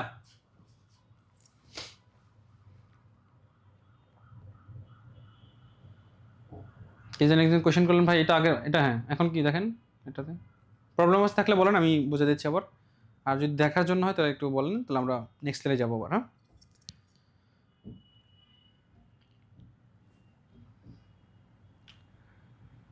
ওকে ফাইন। সো এটা আশা করি আপনারা ক্যালকুলেশন করতে পারবেন। হ্যাঁ, তো আমি এটা করাই দিই ক্যালকুলেশনটা। তাহলে এম ইকুয়াল টু বলেন কিউ এর মান কত আছে, এই তো 40। হ্যাঁ, 40 ইন্টু 10 টু দি পাওয়ার -20। তারপর ই এর মান কত আছে 4.9 ইন্টু 10 টু দি পাওয়ার 4, আর জি এর মান কত আছে 9.8। খেয়াল করেন ক্যালকুলেশন দেখেন সবাই, 4.9কে আমরা 9.8কে 4.9 দিয়ে ভাগ করলে 2, আর 40 আছে 2 দিয়ে 40 ভাগ করলে হচ্ছে 20। এখানে আর কোনো কথা নাই, কোন অপশনে 20 আছে অপশন এতে, সেখানে এটা অ্যান্সার, আর কোনো কথা নাই এখানে। বাকি ক্যালকুলেশন আমার করার কোনো প্রয়োজনই নাই, বাকি হচ্ছে 10 এর ক্যালকুলেশন। পাওয়ার দেখেন আমরা সব সিনে, সো অ্যান্সার পাওয়ার সেমই আসবে। সো এখানে কাজটা হবে আপনি জাস্ট খুব দ্রুত কিভাবে করতেছেন। তাহলে কি ওই যে 9.8কে 4.8 দিয়ে ভাগ করলে 9 দিয়ে ভাগ করলে 2, আবার 20কে 2 দিয়ে ভাগ করলে কত, সরি 40কে 2 দিয়ে ভাগ করলে কত 20। সো আমাদের আনসার হবে তাহলে 20 ইন্টু কত 10 টু দি পাওয়ার -16। সো আমাদের আনসার হচ্ছে এই নাম্বার। ওই তো আপনারা অনেকে সঠিক আনসার দিয়েছেন, সো আনসার হচ্ছে এই নাম্বার। দেন এটা একটু আনসার করেন আপনারা। আমার মানে এটা খুব দেখানোর প্রয়োজন আছে, এটা অলরেডি আপনারা পারছেন, এটা এই টাইপের মেথড অলরেডি আমরা করেছি। E equal to C into Q divide by R square, সবই আপনার দেওয়া আছে। দেখেন এই যে দূরত্ব দেওয়া আছে আর ওই যে আপনার চার্জ দেওয়া আছে কিউ এর মান। হ্যাঁ, সো এটা আপনার একটু হোমওয়ার্ক, এটা আপনার একটু মিলা নিবেন বাসায় গিয়ে। হ্যাঁ, এটা অলরেডি করেছেন আপনারা, সো এটা দরকার নেই। এটা একটু দেখেন এই কোয়েশ্চনটা আগে অপশন খেয়াল করেন আর কোয়েশ্চেনের থিম বোঝেন, তাহলে আপনি এটা আনসার করতে পারেন। দেখেন এই টাইপের ম্যাথগুলো পরীক্ষায় থাকবে, আপনি যদি অনেক সময় দেখবেন অপশনের দিকে তাকাইলে আপনার আনসার 50% কমপ্লিট হয়ে যাবে। কি কোয়েশ্চেনটা ভালো করেন যে 2 মিটার ব্যাসের একটি গোলাকৃতি পৃষ্ঠে এত চার্জ দেওয়া আছে, 3 × 10⁻⁹ চার্জ দেওয়া আছে। বলছে গোলকের কেন্দ্র থেকে 0.8 মিটার দূরে কেন্দ্রে বিভব এবং প্রাবল্য কত। ফার্স্টে বিভব তারপর প্রাবল্য বের করতে বলছে, খুব ভালোভাবে বুঝেন। ফার্স্টে বলছে দেখেন ব্যাস 2 মিটার, তার মানে তার ব্যাসার্ধ হচ্ছে 1 মিটার। ভালোভাবে বুঝেন, ব্যাসার্ধ হচ্ছে 1 মিটার। ব্যাসার্ধ যদি 1 মিটার হয়, আমাকে বলছে কত মিটার দূরে, 0.8 মিটার দূরে। তাহলে এটা যদি আমার একটা গোলক হয়, এই গোলকের ব্যাসার্ধ হচ্ছে 1 মিটার, আর আমাকে কত দূরে বের করতে বলছে, মানে 0.8 দূরে, তার মানে ভিতরে কোনো বিন্দুতে, মানে এরকম একটা পয়েন্টে বের করতে বলছে। সো এরকম একটা পয়েন্টে যেহেতু বের করতে বলছে, তাহলে আমার কি এটা বোঝা বাকি আছে এটা যে গোলকের অভ্যন্তরে পড়ছে। সো গোলকের যদি অভ্যন্তরে পড়ে, আমি বলছি না চোখ বন্ধ করে গোলকের অভ্যন্তরে সবসময় প্রাবল্য শূন্য। দেখেন একটা এখানে দুইটা অপশনে প্রাবল্য শূন্য আছে, একটা হচ্ছে অপশন সি অথবা অপশন ডি। তাহলে অপশন এ বি হবে না, এটা শুরুতেই কাটা। এখন আসেন আপনি বলেন, আমরা কি কখনো দেখছি বিভবের মান কি মানে গোলকের অভ্যন্তরে কখনো শূন্য হয়ে দেখছি না, সবসময় এটা পৃষ্ঠের কি মানটা একটা ভালো মান থাকে না। সো অবশ্যই এখানে আমার চোখ বন্ধ করে বোঝা যাচ্ছে যে আনসার হচ্ছে অবশ্যই কি হবে, অবশ্যই অবশ্যই অবশ্যই কি আনসার সি হবে। এখানে অপশন ডি হওয়ার কোনো সুযোগ নেই, কারণ বিভবে কিন্তু শূন্য হয় না। যেহেতু প্রাবল্য শূন্য হয়ে গেছে, তাহলে বিভব শূন্য হবে না। বিভব অবশ্যই এটা মানতে হবে, কারণ প্রাবল্য বিভব আলটিমেটলি কি, আলটিমেটলি আপনি একটা উল্টা বলতে পারেন না, কারণ সমান বলতে পারেন, সেক্ষেত্রে অবশ্যই এটা ব্যাসার্ধ গুণ করলে মানে একটা পরিবর্তন আসবে। কথা কি বোঝা গেছে? জিনিসটা কি সবাই ক্লিয়ার? এটা কি বুঝতে পারছেন কি আমাকে এটা বলেন, কিভাবে আমি জাস্ট অপশন দেখলে বুঝতে পারলাম যে আনসার? কারণ আমার কনসেপ্ট হচ্ছে এটাই যে গোলকের অভ্যন্তরে সবসময় প্রাবল্য শূন্য হবে। ওকে, এটা যদি আমি মাথায় রাখতে পারি তাহলে বাকিটা আমার এমনি কমপ্লিট। হ্যাঁ, ওকে ফাইন। নেক্সট পরেরটা দেখেন কি বলা আছে। এখন আমাকে দেখেন বিভবের রাশিমালা দিয়ে রাখছে, বলছে যে আমাকে এত দূরে তড়িৎ ক্ষেত্রের মান, তড়িৎ ক্ষেত্রের মান মানে প্রাবল্যের মান বের করতে বলছে। এখন আমি কি করবো বলেন তো, ডিফারেন্সিয়েশন করবো নাকি ইন্টিগ্রেশন? এখন আমাকে বলেন। একটু আগে তো আমি বলছিলাম কি করতে, একটু আগে আমরা হচ্ছে ইন্টিগ্রেশন করছিলাম, এখন কি আমরা কি বলবো বলেন? যেহেতু আমাকে তড়িৎ ক্ষেত্র মানে ই চাইছে, তাহলে আমার চোখ বন্ধ করে ভাই এখন আমি হচ্ছে ডিফারেন্সিয়েশন করবো ডিবি বাই ডিএক্স, কারণ আমার এখন হচ্ছে প্রাবল্য চাইছে, সো আমাকে এখানে ডিফারেন্সিয়েশন করতে হবে। সো আমরা এটাকে ডিফারেন্সিয়েশন করি, আমার মনে হয় না কেউ ডিফারেন্সিয়েশন মানে পারবেন না, এমন খুব কম লোকে আছেন। দেখেন এখানে এক্স এর পাওয়ার শূন্য, তাহলে শূন্য মানে কি, শূন্য যদি সামনে চলে আসে তাহলে তো ফার্স্ট পার্টটা এমনি শূন্য হয়ে যাচ্ছে, প্লাস 10x রে করলে কত হয়, 10x রে করলে কত 10, আর কনস্ট্যান্ট রে করলে তো এমনি শূন্য। কথা কি বোঝা গেছে কিনা? আমার ভি টু দি পাওয়ার না 5 টু দি পাওয়ার এক্স এর পাওয়ার শূন্য, তাহলে আমার সূত্র অনেকটা এরকম না? আপনারা সবাই যারা মানে করছেন অথবা যারা একদম নতুন আছে দেখেন, আমরা D two the power x to the power N এর সূত্র পড়ছি না, যে n into x to the power n minus 1, n into x to the power n minus 1, মানে nটা জাস্ট সামনে চলে আসবে, যেহেতু এখানে n এর পাওয়ার হচ্ছে শূন্য, তাহলে শূন্য অবশ্যই কি সামনে চলে আসলে আলটিমেটলি এটা গুণফলটাই শূন্য হয়ে যাচ্ছে, তার মানে প্রথম পার্টটার জন্য শূন্য, পরেরটা করলে 10, এটা কত, এটা তো কনস্ট্যান্ট, মানে জিরোই। আমাদের আনসার কত হবে বোঝা গেছে? আমাদের আনসার হচ্ছে -10। আমাদের উত্তর হচ্ছে কত, -10 ভোল্ট মিটার পার। ওকে, আনসার হচ্ছে তাহলে বি নাম্বারটা। নেক্সট পরেরটা দেখেন, বলছে দুইটি চার্জ যথাক্রমে এত লম্ব এবং এত লম্ব পরস্পর থেকে 0.12 মিটার দূরে অবস্থিত। বলছে এই যে মধ্যস্থলে, আমি দুইটা পয়েন্ট আপনাদের শিখাইছিলাম, একটা হচ্ছে মাঝখানে শিখাইছিলাম আর কোথায় সমান শিখাইছিলাম। আর যেটা মাঝখানে শিখাইছিলাম এটা বলছিলাম যে সমধর্মী হলে কি হয়, আর এটা হচ্ছে বিপরীত ধর্মী হলে কি হয়। সমধর্মী হলে কি হয়, আর এটা হচ্ছে কি বিপরীত ধর্মী হলে কি হয়। সো আমাকে একটু এখন বলেন এখানে আনসার আসলে কোনটা হওয়া উচিত। আমি এখানে তাহলে কোনটা করবো, যেহেতু এখানে একটা হচ্ছে মাইনাস চার্জ, একটা হচ্ছে প্লাস চার্জ, সেখানে আমি কি তাহলে প্লাসের সূত্র নেব নাকি মাইনাসের সূত্র নেব? সবাই একটু সূত্রগুলো দেখেন, এই যে আমি একটু পড়াইছিলাম একদম, এই দেখেন যে মধ্যবিন্দুতে বলছিলাম না, মধ্যবিন্দুতে একটা হচ্ছে যে আমি প্লাস দিছিলাম যেটা হচ্ছে বিপরীত, আর যেটা হচ্ছে সমধর্মী সেটা দিছিলাম মাইনাস। সো এখানে আমার কোনটা হবে একটু আমাকে বলেন, এখানে কোনটা হবে, এখানে কি প্লাসের সূত্র নাকি মাইনাসের সূত্র? অবভিয়াসলি এখানে প্লাসের সূত্র, কারণ কি ভাই একটা মাইনাস একটা প্লাস, তার মানে বিপরীত ধর্মী আছে এখানে। সো এখানে যেহেতু বিপরীত ধর্মী আছে, সো আমার চোখ বন্ধ করে একটা হচ্ছে ই ইকুয়াল টু কি ভাই, C divide by R square Q1 plus কত Q2। সো সি এর মান কত আছে কোশ্চেনে দেখেন, ওই তো 60, সরি সি মানে 60 কেন, সি তো হচ্ছে আপনার 9 × 10⁻৯, হ্যাঁ, তো সি হচ্ছে 9 × 10⁻৯, এবং আর কত আছে দেখেন তো, ওই যে 0.12 মিটার। মাইন্ড ইট, এটা কিন্তু দুইটা চার্জের দূরত্ব হচ্ছে 0.12 মিটার, হ্যাঁ, মানে আপনার ডি এর মান হচ্ছে 0.12 মিটার। খেয়াল করেন এখান থেকে এখানে দূরত্ব হচ্ছে 12, কিন্তু আপনার তো মধ্যবিন্দুতে চাইছে, তাহলে আপনার আর কি ইকুয়াল টু কি হবে,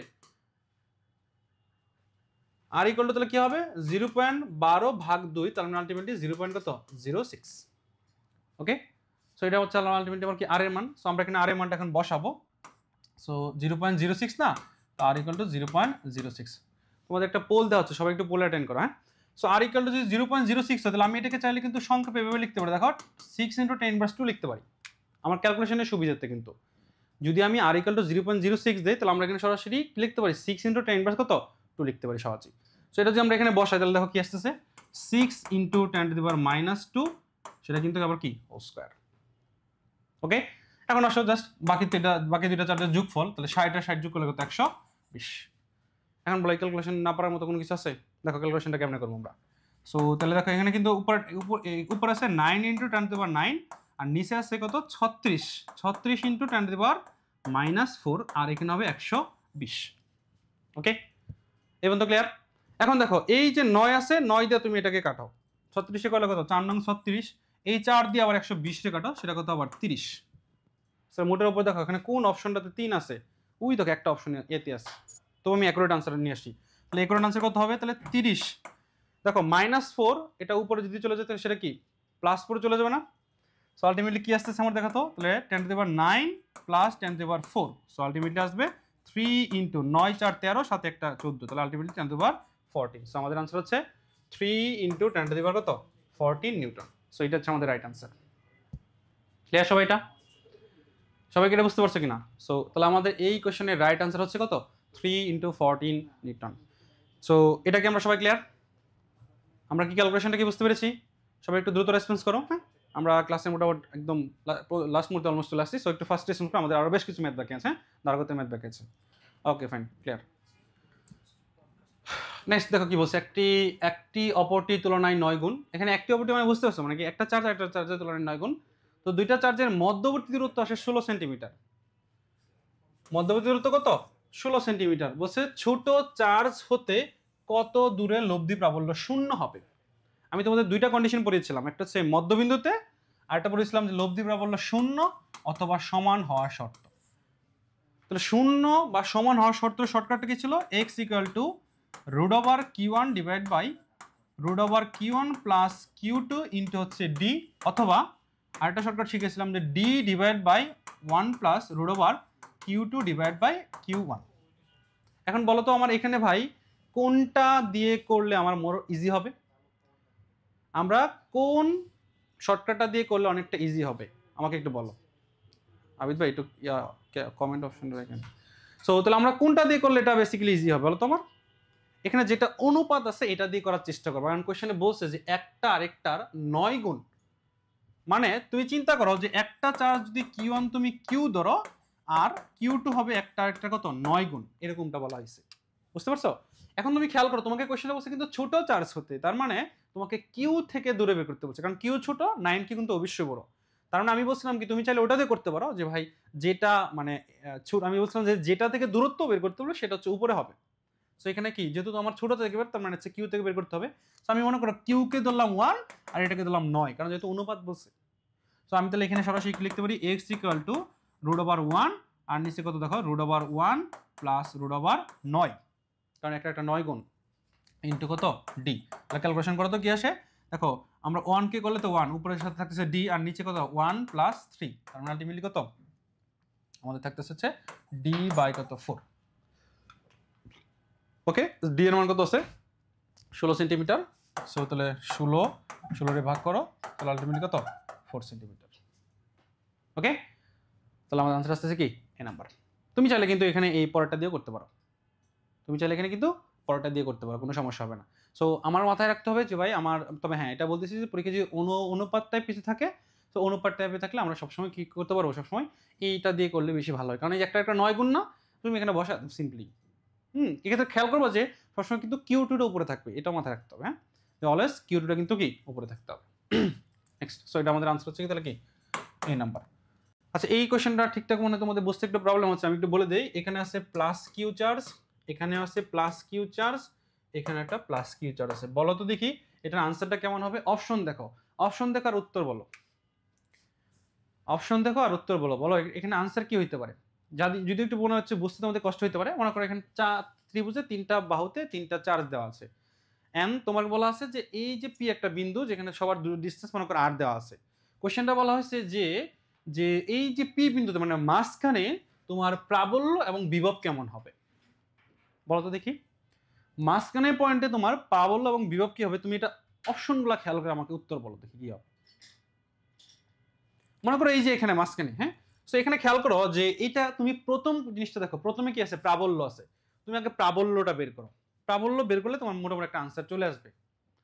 প্রাবল্যটা যদি তুমি বের করতে পারো তাহলে মোটামুটি তোমার একটা আনসার চলে আসবে। খেয়াল করো তো যে এই প্লাস, এখানে তুমি অবশ্যই মনে মনে একটা বিন্দু চার্জ দিবা, কারণ আমরা বলছিলাম যে প্রাবল্যের জন্য মনে মনে একটা কি প্লাস, মনে করো একটা প্লাস কি ওটা বিন্দু চার্জ নিলাম।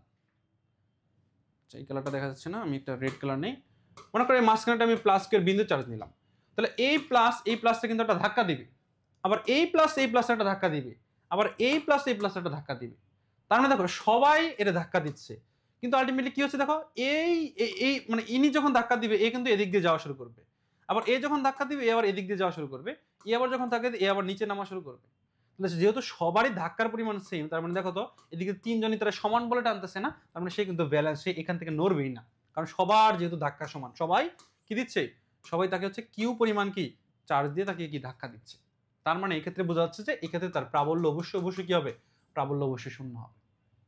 কথা ক্লিয়ার? সো এক্ষেত্রে তাহলে অবশ্যই তার কি প্রাবল্য কি হবে? তার প্রাবল্য অবশ্যই শূন্য। তাহলে অপশনে দেখো ফার্স্টে একটার অপশনই প্রাবল্য শূন্য আছে, সেটা হচ্ছে সি নাম্বার। দ্যাটস আমাদের রাইট আনসার হচ্ছে সি নাম্বার। বাকি তার করার প্রয়োজন নাই। বিভব মানে কি? বিভব মানে যোগফল না? v1 v2 প্লাস v3 আমি বলছিলাম না? তো যোগফল মানে তুমি সি আর আর কমন নিবা, বাকি তিনটা যোগফল করবা। তো বাকি তিনটা তুমি যোগফল করো, তাহলে কি q1 plus q2 plus q3, এখানে কয়টা চার্জ? তিনটা চার্জ, প্রত্যেকের মান কত? কিউ। তাহলে করো, তাহলে C divide by R plus কত? 3q। দেখো এই যে একটা অপশন এখানে আছে যে 3q, তুমি চাইলে এটা ওটা দিয়েও টেস্ট করতে পারো, কারণ বাকিগুলো দেখো তোমার বিভব কি দেওয়া আছে? শূন্য আছে। ক্লিয়ার ব্যাপারটা? সো আশা করি বুঝতে পারছো। হ্যাঁ, সো আমরা পরেটা যাচ্ছি। আমাদের লাস্ট কনসেপ্ট সেটা হচ্ছে ধারকত্ব এবং ধারকত্বের সঞ্চিত শক্তি। হ্যাঁ, এই কনসেপ্টটা তোমরা অনেকটা হচ্ছে ইয়ার সাথে মিলাই পড়বা, রোদের সাথে মিলাই পড়বা। মানে নেক্সট চ্যাপ্টার যেটা তোমাদের পড়ানো হবে যেহেতু চলতরিৎ, সো ওই চলতরিতের সাথে তোমরা এটা মিলাই পড়বা।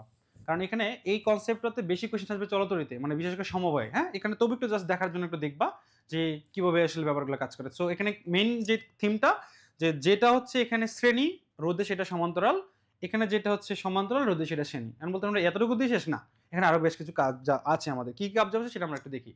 ফার্স্টে আসলে ধারক জিনিসটা আসলে কি?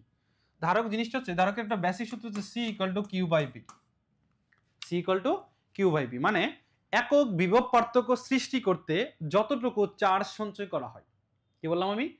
একক বিভব পার্থক্য সৃষ্টি করতে যতটুকু চার্জ সঞ্চয় করা হয় তার নামই হচ্ছে ধারকত্ব। তাহলে এই যে ধারক কিভাবে চার্জ সঞ্চয় করে এবং তার কাজটা আসলে কোথায়? মনে করো এভাবে তুমি একটা ধারক, তো নিশ্চয়ই তোমরা ধারক থেকে আসছে ধারকত্ব, যেখানে যে ক্যাপাসিটরের নাম তোমরা নিশ্চয়ই সবাই শুনেছ। হ্যাঁ, যে ফ্যানের মধ্যে একটা জিনিস থাকে ক্যাপাসিটর। হ্যাঁ, ওই ক্যাপাসিটরের কাজটা আসলে কি? খেয়াল করো, এই ধারকের এরকম ভাবে দুইটা প্রান্ত থাকে। এই পাশে মনে করো সব প্লাস সঞ্চয় করে রাখে, এই পাশে সব হচ্ছে মাইনাস সঞ্চয় থাকে, আর মাঝখানে একটা অন্তরক টাইপ কিছু দেওয়া থাকে, এবং এটাকে এরকম ভাবে রুটির মতো পেঁচে এরকম মনে করো একটা গোলাকার একটা বস্তু বানানো হয়, যেটার নামই হচ্ছে ক্যাপাসিটর। তো খেয়াল করো, আমরা যখন ফ্যানটা যখন সুইচ দেই তখন কিন্তু আমরা ফ্যানে কিন্তু ওই যে কারেন্টের প্রবাহটা কিন্তু 50 ফ্রিকোয়েন্সি চলে যায়। তো অলওয়েজ কারেন্টের কিন্তু কোনো মানে ভাই ইয়া নাই, কৃপণতা নাই যে সে একবার 50 ফ্রিকোয়েন্সি দিবে আর একবার 40 ফ্রিকোয়েন্সি দিবে, এমন না। কারেন্ট অলওয়েজ সেম পরিমাণ কারেন্ট সাপ্লাই করে। তো কারেন্ট যেহেতু অলওয়েজ সেম পরিমাণ সে সাপ্লাই করে, সো আমরা যখন মনে করো হচ্ছে একটা ফ্যান চালাতে চাই, তো অনেক সময় আমাদের মনে হয় যে ফ্যানটাকে আমি আস্তে ঘোরাবো অথবা একটু জোরে ঘোরাবো। তেমন মনে করো আস্তে ঘুরতেছে, আমি ফ্যানটাকে জোরে ঘুরাতে চাচ্ছি, তাহলে হঠাৎ করে কি আমার প্রবাহকে আমি বাড়ায় দিতে পারবো? না, আমার কিন্তু প্রবাহ বাড়ানোর কোনো সুযোগ নাই। কথা কি বুঝতে পারছি না? আমার প্রবাহ কিন্তু বাড়ানোর কোনো সুযোগ নাই। আমাকে তাহলে এখন কথা হচ্ছে, আমি যে ভাই যে আমার পাওয়ারটাকে যে বাড়াইতে চাচ্ছি, আমি এটা কিভাবে তাহলে বাড়াবো? বলো। এই যে আমার যে ক্যাপাসিটর আছে না, এই ক্যাপাসিটর হচ্ছে আমার পাওয়ারটাকে বাড়ায় দিবে। সে এখান থেকে যে চার্জ যে সঞ্চয় করেছিল, তো আমার যেহেতু এখন জুড়ে ঘুরতে হবে, তাহলে আমার কি করবো? আমি এখানে চার্জগুলো এখান থেকে ছেড়ে দিব। চার্জ যখন ছেড়ে দিব তখন আমার কি, তো মানে এই জিনিসটা যে ঘোরাটা আরো ত্বরান্বিত হবে। যে বায়োলজি ভাষায় যেটা তোমরা এনজাইম বলা হয়, এনজাইমের কাজ কি করা? বিক্রিয়াকে ত্বরান্বিত করে দেওয়া না? তাহলে এর কাজ হচ্ছে বিক্রিয়াটা কি করে দিবা? ত্বরান্বিত করে দিবে। কথা কি ক্লিয়ার? সো এই জিনিসটাকে আমরা বেসিক্যালি বলবো হচ্ছে কি ক্যাপাসিটর। সো এটার সূত্রটা মাথায় রাখবা, এবং এটার এককটা হচ্ছে কুলম্ব পার ভোল্ট, যেটাকে আমরা ফ্যারাডে বলি। হ্যাঁ, ফ্যারাডে। সো দুইটা একক গুরুত্বপূর্ণ, একটা হচ্ছে কুলম্ব পার ভোল্ট, এটা হচ্ছে কি ফ্যারাডে। এবং এটার দুইটা সূত্র মাথায় রাখবা, একটা হচ্ছে সমান্তরাল পাত ধারক। হ্যাঁ, একটা হচ্ছে সমান্তরাল পাত ধারক, যেটা সূত্র হচ্ছে C equal to 4 pi epsilon naught, wait, এটা হচ্ছে C equal to epsilon naught A K by D. হ্যাঁ, এটা হচ্ছে সমান্তরাল পাত ধারক, আর এটা হচ্ছে গোলাকার পাত ধারক। গোলাকার পাত ধারক সেটা সূত্র হচ্ছে C equal to 4 pi epsilon naught R. Okay, গোলাকার, গোলাকার মানে ব্যাসার্ধ থাকবে, সো ব্যাসার্ধ আছে এই যে আর। আর সমান্তরাল মনে করো এই যে দুইটা পাত সমান্তরাল আছে, তাদের মধ্যে একটা ডিসটেন্স থাকবে ডি, এই যে ডিসটেন্স ডি। সো এখানে মোরাল অফ দ্য স্টোরি হচ্ছে সি এর সাথে ডি এর সম্পর্ক হচ্ছে ব্যস্তানুপাতিক, আবার সি এর সাথে আর এর সম্পর্ক হচ্ছে কি সমানুপাতিক। মানে ব্যাসার্ধ বাড়লে ধারকত্ব বাড়বে, দূরত্ব কমলে ধারকত্ব কমবে, সরি বাড়বে, দূরত্ব বাড়লে ধারকত্ব কমবে। হ্যাঁ, সো একটার সাথে ব্যস্তানুপাতিক সম্পর্ক আর একটা হচ্ছে সমানুপাতিক সম্পর্ক। আচ্ছা, এটা যাওয়ার আগে আমি আরো কয়েকটা জিনিস তোমাদের ওই তথ্য দিয়ে দেই, যেটা সবাই জানো যে সিএস। সিএস মানে হচ্ছে সিরিজ, তাহলে ধারকের সিরিজ মানে রোধের সমান্তরাল। হ্যাঁ, তাহলে এটা সূত্র হচ্ছে 1/C1 1/C2 1/C3, এরকম ভাবে চলতেই থাকবে 1 বাই কত Cn ইনভার্স 1 1/CS ইনভার্স 1। হ্যাঁ, আর যদি বলে সিপি তাহলে তোমরা এটাও জানো সবাই C1 plus C2 dot dot dot dot করে কি Cn পর্যন্ত চলতেই থাকবে। হ্যাঁ, এক্ষেত্রে একটা শর্টকাট আছে, যদি দুইটা ধারক থাকে তোমার হাতে, মনে করো একটা হচ্ছে C1 ধারক আর একটা হচ্ছে C2 ধারক, এরা যদি পরস্পর মনে করো শ্রেণীতে যুক্ত থাকে, শ্রেণীতে, শ্রেণী মানে তো রোধের সমান্তরাল, তাহলে এই ক্ষেত্রে তাদের শর্টকাট হচ্ছে CS ইকুয়াল টু উপরে ধারক দুইটার গুণফল, নিচে ধারক দুইটা কি যোগফল। কি বললাম, যদি দুইটা ধারক পরস্পর শ্রেণীতে থাকে, উপরে হচ্ছে ওই ধারক দুইটার যোগফল গুণফল, নিচে হচ্ছে ওই দুইটা ধারকের যোগফল। এবং একটা জিনিস মাথায় রাখবো, মনে করো তোমার C1 এর মানটা C2 থেকে ছোট, মনে করো তোমার হাতে আমি দুইটা ধারক দিলাম, একটা হচ্ছে 3 আর একটা হচ্ছে 6, বললাম যে এই 3 আর 6 মনে করো পরস্পর কিভাবে আছে, শ্রেণীতে আছে। ধরো আমি ধরলাম যে এই 3 আর 6 পরস্পর মনে করো কি আছে, এরকম ভাবে শ্রেণীতে আছে, তোমাকে বললাম এটা তুল্য ধারকত্ব বের করো, তাহলে তুমি সহজে বের করতে পারবা যে 3 × 6, নিচে হচ্ছে 3 + 6, তাহলে আলটিমেটলি উপরে হচ্ছে 18, নিচে হচ্ছে 9, তাহলে তার তুল্য ধারকত্বের মান হচ্ছে 2।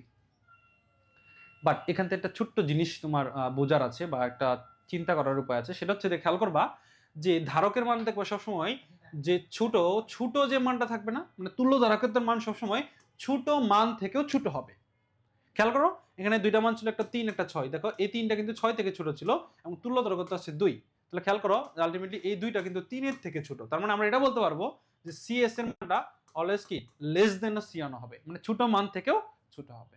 এটা তোমার অনেক জায়গায় কাজে দিবে, অনেক সময় বড় বড় মান দেওয়া থাকবে যে দুইটা ধারক আছে, একটা 1000 একটা মনে করো 3200, বলবে যে নিচের কোনটা তার তুল্য ধারকত্ব যদি মানে শ্রেণীতে থাকে, তাহলে খেয়াল করবা যে অবশ্যই তার তুল্য ধারকত্বের মান 1000 থেকে ছোট আসবে, ছোট মান থেকেও ছোট আসবে।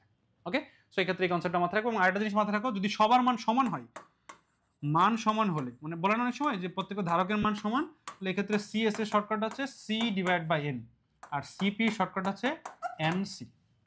যদি প্রত্যেক ধারকের মান যদি সমান হয়, তাহলে CS = C/N আর CP = কত, NC।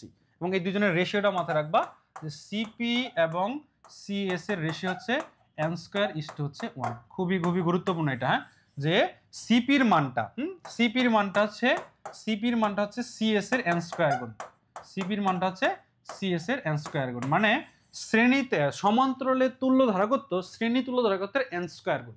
মানে মনে করো তোমাকে 5টা ধারক বলা হলো, যে 5টাকে শ্রেণীতে সংযুক্ত করছি, সমান্তরালে সংযুক্ত করছি, বলা হলো তাহলে সমান্তরালের মানটা শ্রেণীর মানের কত গুণ, তুমি জাস্ট ওই 5টাকে স্কোয়ার করে দিবা, তাহলে আনসার হবে 25 গুণ, যদি মান সমান থাকে। মাইন্ড ইট, মান কি সমান থাকলে। ওকে, এবং মান যদি সমান থাকে, তোমাকে যদি বলা হয় তুল্য ধারকত্ব বের করো CS, তাহলে কি করবা, ওই প্রত্যেকটা ধারককে যতগুলো ধারকগুলো সেটাতে ভাগ করবা। আর যদি মানটা তোমার হচ্ছে সমান্তরাল রাখতে বলে, তাহলে কি জাস্ট প্রত্যেকটা ধারককে তুমি কি ওই সংখ্যা দ্বারা কি গুণ করবা, আর শ্রেণী বললে ভাগ করবা। ওকে, এটা যেটা মাথায় রাখবা, আর এই রেশিওটা খুব ভালোভাবে মাথায় রাখবা। দেখো এই কোশ্চেনে কি বলা হয়েছে, বলা হচ্ছে যে AB দুইটা সমান্তরাল পাত ধারক, তাহলে কোশ্চেনে বোঝা গেছে সমান্তরাল পাত ধারক। তাহলে সমান্তরাল পাত ধারকের সূত্র মনে আছে তোমাদের নিশ্চয়ই, যে ε0 A বাই কত D। তাহলে ε0 এর মান কত 8.854 ইনটু কত 10 টু দি পাওয়ার কত -12। ক্ষেত্রফল দেখো, ক্ষেত্রফল কত আছে বলো তো, এই দেখো 1.5 দেওয়া আছে ক্ষেত্রফল, সো 1.5 দেওয়া আছে ক্ষেত্রফল, আর নিচে দেখো D কত দেওয়া আছে 0.015 0.015। আমি এই ম্যাথটা করব না, আমি এই ম্যাথটা সলভ করবো না, কেউ আমাকে বলতে পারবা যে এটা না দেখে বোঝার উপায় কি, আমার আনসার কত হবে? কেউ আমাকে একটু বলো যে এই কোশ্চেনটা একদম আমি মানে একদমই সলভ করতে চাচ্ছি না, তাহলে এটা না দেখে বোঝার উপায় কি, আমার আনসার কি হবে? হ্যাঁ, বোঝার একটা উপায় আছে, দেখো এখানে আছে 1.5, 1.5 মানে কি তুমি 15 এরকম একটা কথা আছে, এখানে দেখো 0.15 আছে, মানে এখানে একটা 15 এরকম একটা কথা আছে, তার মানে অবশ্যই এই দুইটার কোনো না কোনো ভাবে কাটাকাটি যাবে, হয়তো 10 এর একটা আপ ডাউন হবে, তার মানে ঘুরে ফিরে আনসারের অপশনের শুরুতে অবশ্যই 8.85 পড়তে হবে, একটা অপশন আছে দেখো এই যে 8.8, সো আনসার এটাই, আর কোনো কথা হবে না এখানে, যেহেতু আমার এখানে অপশনে এটা আছে, সো আমাদের অপশনে এটা হবে, বাকিগুলা এমনি এখানে কাটাকাটি যাবে। এই জিনিসটা এই ট্রিক্সটা কি সবাই বুঝছো কিনা? দেখো এই ম্যাথটা কিন্তু এই যে GST 22-23 আমি এই জন্য বলছিলাম এই কোশ্চেনটা খুব একটা স্ট্যান্ডার্ড কোশ্চেন, তুমি এটা দেখলে বুঝতে পারবে যে আসলে কিভাবে ক্যালকুলেটর ছাড়া কি টাইপের ম্যাথ দিতে পারে, আর হচ্ছে কিভাবে আমি সহজ সময় করতে পারি। ঠিক আছে, পরের ম্যাথটা দেখো, সেম আবার বলছে সমান্তরাল পাত ধারক, সো ক্ষেত্রফল মান দেওয়া আছে, পাত দেওয়া দূরত্ব দেওয়া আছে, বলছে তুল্য ধারকত্ব কত, সিম্পল, তাহলে C = ε0 A by D। So epsilon এটা মান হচ্ছে 8.854, এর মান কত, এর মান হচ্ছে 2 আর ডি এর মান হচ্ছে 0.02। আমার মনে হয় এটাও সেম একই ক্রাইটেরিয়ার মধ্যে ফেলানো যায়, খেয়াল করছো, কারণ এখানে যে 2 আর 0 হচ্ছে কাটাকাটি, তার মানে 8.85 এর आंसर হবে, সো आंसर হচ্ছে কি বি নাম্বার। হ্যাঁ, এইজন্য কোশ্চেনে আগে অপশন একবার দেখবা, অপশন দেখে তারপর आंसरेর দিকে আসবা, ঠিক আছে? ওকে, সো এটা একটু খেয়াল করবা। তারপর দেখো কি বলছে যে 3, 2, 4 ধারকত্ব বিশিষ্ট তিনটি ধারককে সমান্তরাল সমবায়ে কি করা হয়েছে, সাজানো হয়েছে। হ্যাঁ,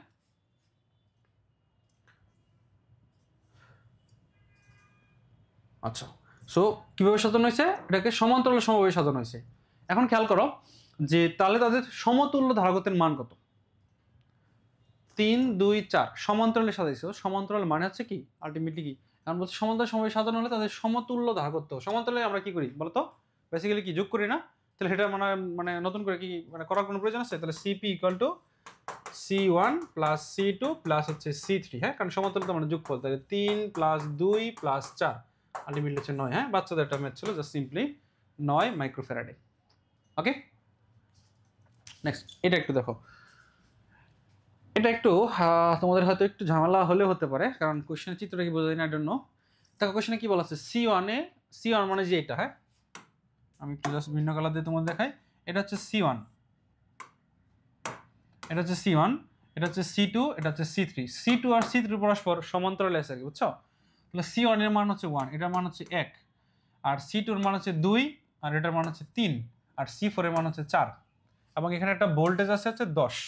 কোশ্চেনটা বলছে তাদের তুল্য ধারকত্ব কত, বর্তনীর তুল্য ধারকত্ব কত। তাহলে খেয়াল করো, এই দুইটা পরস্পর সমান্তরালে আছে, তাহলে সমান্তরালে কি হয়, যোগ হয়। তাহলে 2 আর 3 কত হয়েছে, 5। তাহলে নতুন ধারকগুলা অনেকটা এরকম বলতে পারো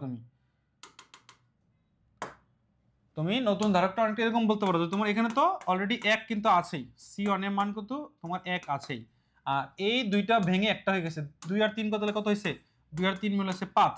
ওকে, আর এখানে তো অলরেডি তোমার 4 আছে, হ্যাঁ, সো এখানে অলরেডি 4 আছে। তাহলে আমার এই 1 5 4 কিসে আছে, এর আছে শ্রেণীতে আছে। তাহলে শ্রেণীতে সূত্র কি নিশ্চয়ই তুমি জানো যে ভাই শ্রেণীর সূত্র হচ্ছে CS equal to 1/1 plus 1/5 plus 1/4 inverse 1। So আমি এখান থেকে যদি লসাগু নেই, সেই লসাগু নিলে কত হয় 20। ওকে, লসাগু নিলে কত হবে 20। সো তোমরা কি একটু গেস করতে পারতেছো আনসার কোনটা হবে? দেখো নিচে লসাগু 20 আছে, আবার দেখো উপরে ইনভার্স 1 আছে। তাহলে এখানে যেহেতু উপরে ইনভার্স 1 আছে, তাহলে এখানে নিচের 20 অবশ্যই উল্টা যাবে না, উপরে উল্টা যাবে না। তাহলে উপরে দেখো, উপরে কোন অপশনেতে 20 আছে, দেখো এই যে একটা অপশনে 20 আছে, সেটা হচ্ছে অপশন এ। এই জন্য মাঝে মাঝে কিন্তু তুমি চাইলে ক্যালকুলেশন অ্যাভয়েড করতে পারো, সেটা তোমার সদিচ্ছা লাগবে। তার জন্য সদিচ্ছার জন্য তোমার কি লাগবে, তোমার হচ্ছে অপশন খেয়াল করতে হবে, অপশন খেয়াল করে তারপর হচ্ছে কোশ্চেন ক্যালকুলেশন আগাবা, তাহলে তোমার 50% মিলতো না। আমার মনে হয় এটা করা দরকার আছে। এটা করলে তো বুঝতে পারছো কি আসবে, 20 প্লাস 5 প্লাস 4, হ্যাঁ, তাহলে আসবে হচ্ছে কত 29/20 ইনভার্স 1, মানে আলটিমেটলি কত 20/29। হ্যাঁ, খুদে আমার এই চারটা রান কোনো ক্যালকুলেশন করার কোনো প্রয়োজনই নেই, এটা আমি সিম্পলি ওটা দেখে আনসার করতে পারি। হ্যাঁ, সো আমাদের মনে হচ্ছে লাস্ট যে ম্যাথটা সেটা একটা দেখো কি আছে। লাস্ট পেজটা আছে হচ্ছে এত তিনটি ধারকের ধারকত্ব দেওয়া আছে 1 2 5 1 2 3। বলছে প্রথমে এদেরকে শ্রেণীতে পরে আবার সমান্তরালে যুক্ত করছে, তাদের অনুপাতটা চাইছে। তাহলে শ্রেণীতে যোগ করলে কেমন হবে বলো তো? স্যার আমরা যদি লিখি যে CS ইকুয়াল টু তাহলে 1/1 1/2 প্লাস 1/3 ইনভার্স 1, হ্যাঁ, সো লসাগু কত বলো তো 6 না? তো লসাগু 6 করলে এখানে কত হবে 6 plus 3 plus 2 inverse 1। So calculation করলে 3 2 5 5 6 11, তাহলে এখানে আসবে 11/6 ইনভার্স 1, মানে আলটিমেটলি কত 6/11। এটা হচ্ছে শ্রেণীতে। তাহলে সমান্তরালে কেমন আসবে? তাহলে সমান্তরালে আসবে হয়তো 1 প্লাস 2 প্লাস 3, তাহলে শ্রেণীতে আসবে মানে সমান্তরাল আসবে হচ্ছে 6। অনুপাতটা কার কাছে এসে বলো তো? ফার্স্টের শ্রেণী পরে সমান্তরাল, তার মানে অনুপাতটা হচ্ছে ফার্স্টের শ্রেণী তারপর হচ্ছে সমান্তরাল, মানে আগে শ্রেণীকে তুমি সমান্তরাল দ্বারা ভাগ করবে। তাহলে শ্রেণী কত আছে 6/11, সমান্তরালকে 6 দ্বারা ভাগ করলে এটা উল্টে যাবে, আলটিমেটলি কত আসবে দেখো তো 1/6 হয়ে যাবে। তাহলে 6 6 কাটাকাটি, অনুপাতটা আসবে 1:11। সো অনুপাতটা দাঁড়াচ্ছে 1:11। সো দেখো এখানে একটা অপশনই 1:2 আছে, তোমার তো এখানে অপশনের এরকম প্যাচ লাগার সুযোগ নাই যে ভাই 11:1 নাকি 1:11। সো যেহেতু অপশন একটা আছে 1:11, সো আমাদের রাইট আনসার হচ্ছে কি বি নাম্বার। ঠিক আছে, সো এটাই ছিল আজকে আমাদের লাস্ট কোয়েশ্চেন। সো সঞ্চিত শক্তি থেকে তেমন পরীক্ষায় কোয়েশ্চেন আসে না, তো জাস্ট ওই নর্মাল সূত্র ফেলাবা, E = ½ CV², হ্যাঁ, আর এটা হচ্ছে Q/C স্কয়ার, আর এটা হচ্ছে কিউব। হ্যাঁ, এই তিনটা সূত্র জাস্ট দেখে রাখবা, এখান থেকে সিটা বের করে জাস্ট বিভব দেওয়া থাকবে, ওখান থেকে তুমি এটাকে কনভার্ট করে আনসারটা নিয়ে আসতে পারো। ঠিক আছে, তো সবাই কি ঠিকঠাক কি ক্লিয়ার কিনা, কারো কোনো জিজ্ঞাসা আছে কিনা কাইন্ডলি কমেন্ট করে জানাতে পারো, নাহলে আমরা ক্লাসটা এখানে আজকে শেষ করবো। ঠিক আছে, এবং স্থির খুবই একটা ইম্পর্টেন্ট অধ্যায়। তোমাদের যে কোনো ইউনিভার্সিটির জন্য বলো না কেন, ঢাকা ইউনিভার্সিটি থেকে শুরু করে গুচ্ছ বা আদার্স যে ইউনিভার্সিটিগুলো আছে সবগুলো ইউনিভার্সিটি থেকে এই চ্যাপ্টার থেকে মাস তোমরা একের অধিক কোয়েশ্চেন কমন পাওয়ার সম্ভাবনা সবচেয়ে বেশি। হ্যাঁ, সো তোমরা তিনটা বেসিক কয়েক টপিক একটু খেয়াল করবা, সেটা হচ্ছে বিভব, প্রাবল্য আর হচ্ছে ধারকত্ব। হ্যাঁ, এই তিনটা টপিক একটু ভালোভাবে পড়বা। এছাড়া এরপরে আরো কিছু পার্ট থাকে, গাউসের সূত্রটা থাকে, অথবা হচ্ছে তড়িৎদ্বিমিরু, এখানে জাস্ট একটু তত্ত্বীয় আকারে পড়বা যে তড়িৎ দ্বিমেরুর সাথে প্রাবল্য কেমন, সম্পর্ক এটা, আর জাস্ট সূত্রটা দেখে রাখবো। এখান থেকে ম্যাথ কখন ইতিহাসে আসে নাই। সেম গাউসের সূত্রটা পরীক্ষায় সর্বোচ্চ আসছে যে তড়িৎ ফ্লাক্সের এপসিলন নট গুণ হচ্ছে তার চার্জের সমান। হ্যাঁ, এই সূত্রটা একটু দেখে রাখবা, ঠিক আছে? এছাড়া আর কিছু লাগবে না। এবং ওই গাউসের পরে যে অনেক হাবিজাবি কিছু আছে, সো এটা কোনো প্রকার দরকার নেই, আমাদের ভার্সিটির জীবনে এখান থেকে কোশ্চেন আসবে না, ঠিক আছে? ওকে ফাইন, তাহলে আজকে আমরা ক্লাস এখানে শেষ করছি। সবাই সেই পর্যন্ত ভালো থাকো। আসসালামু আলাইকুম।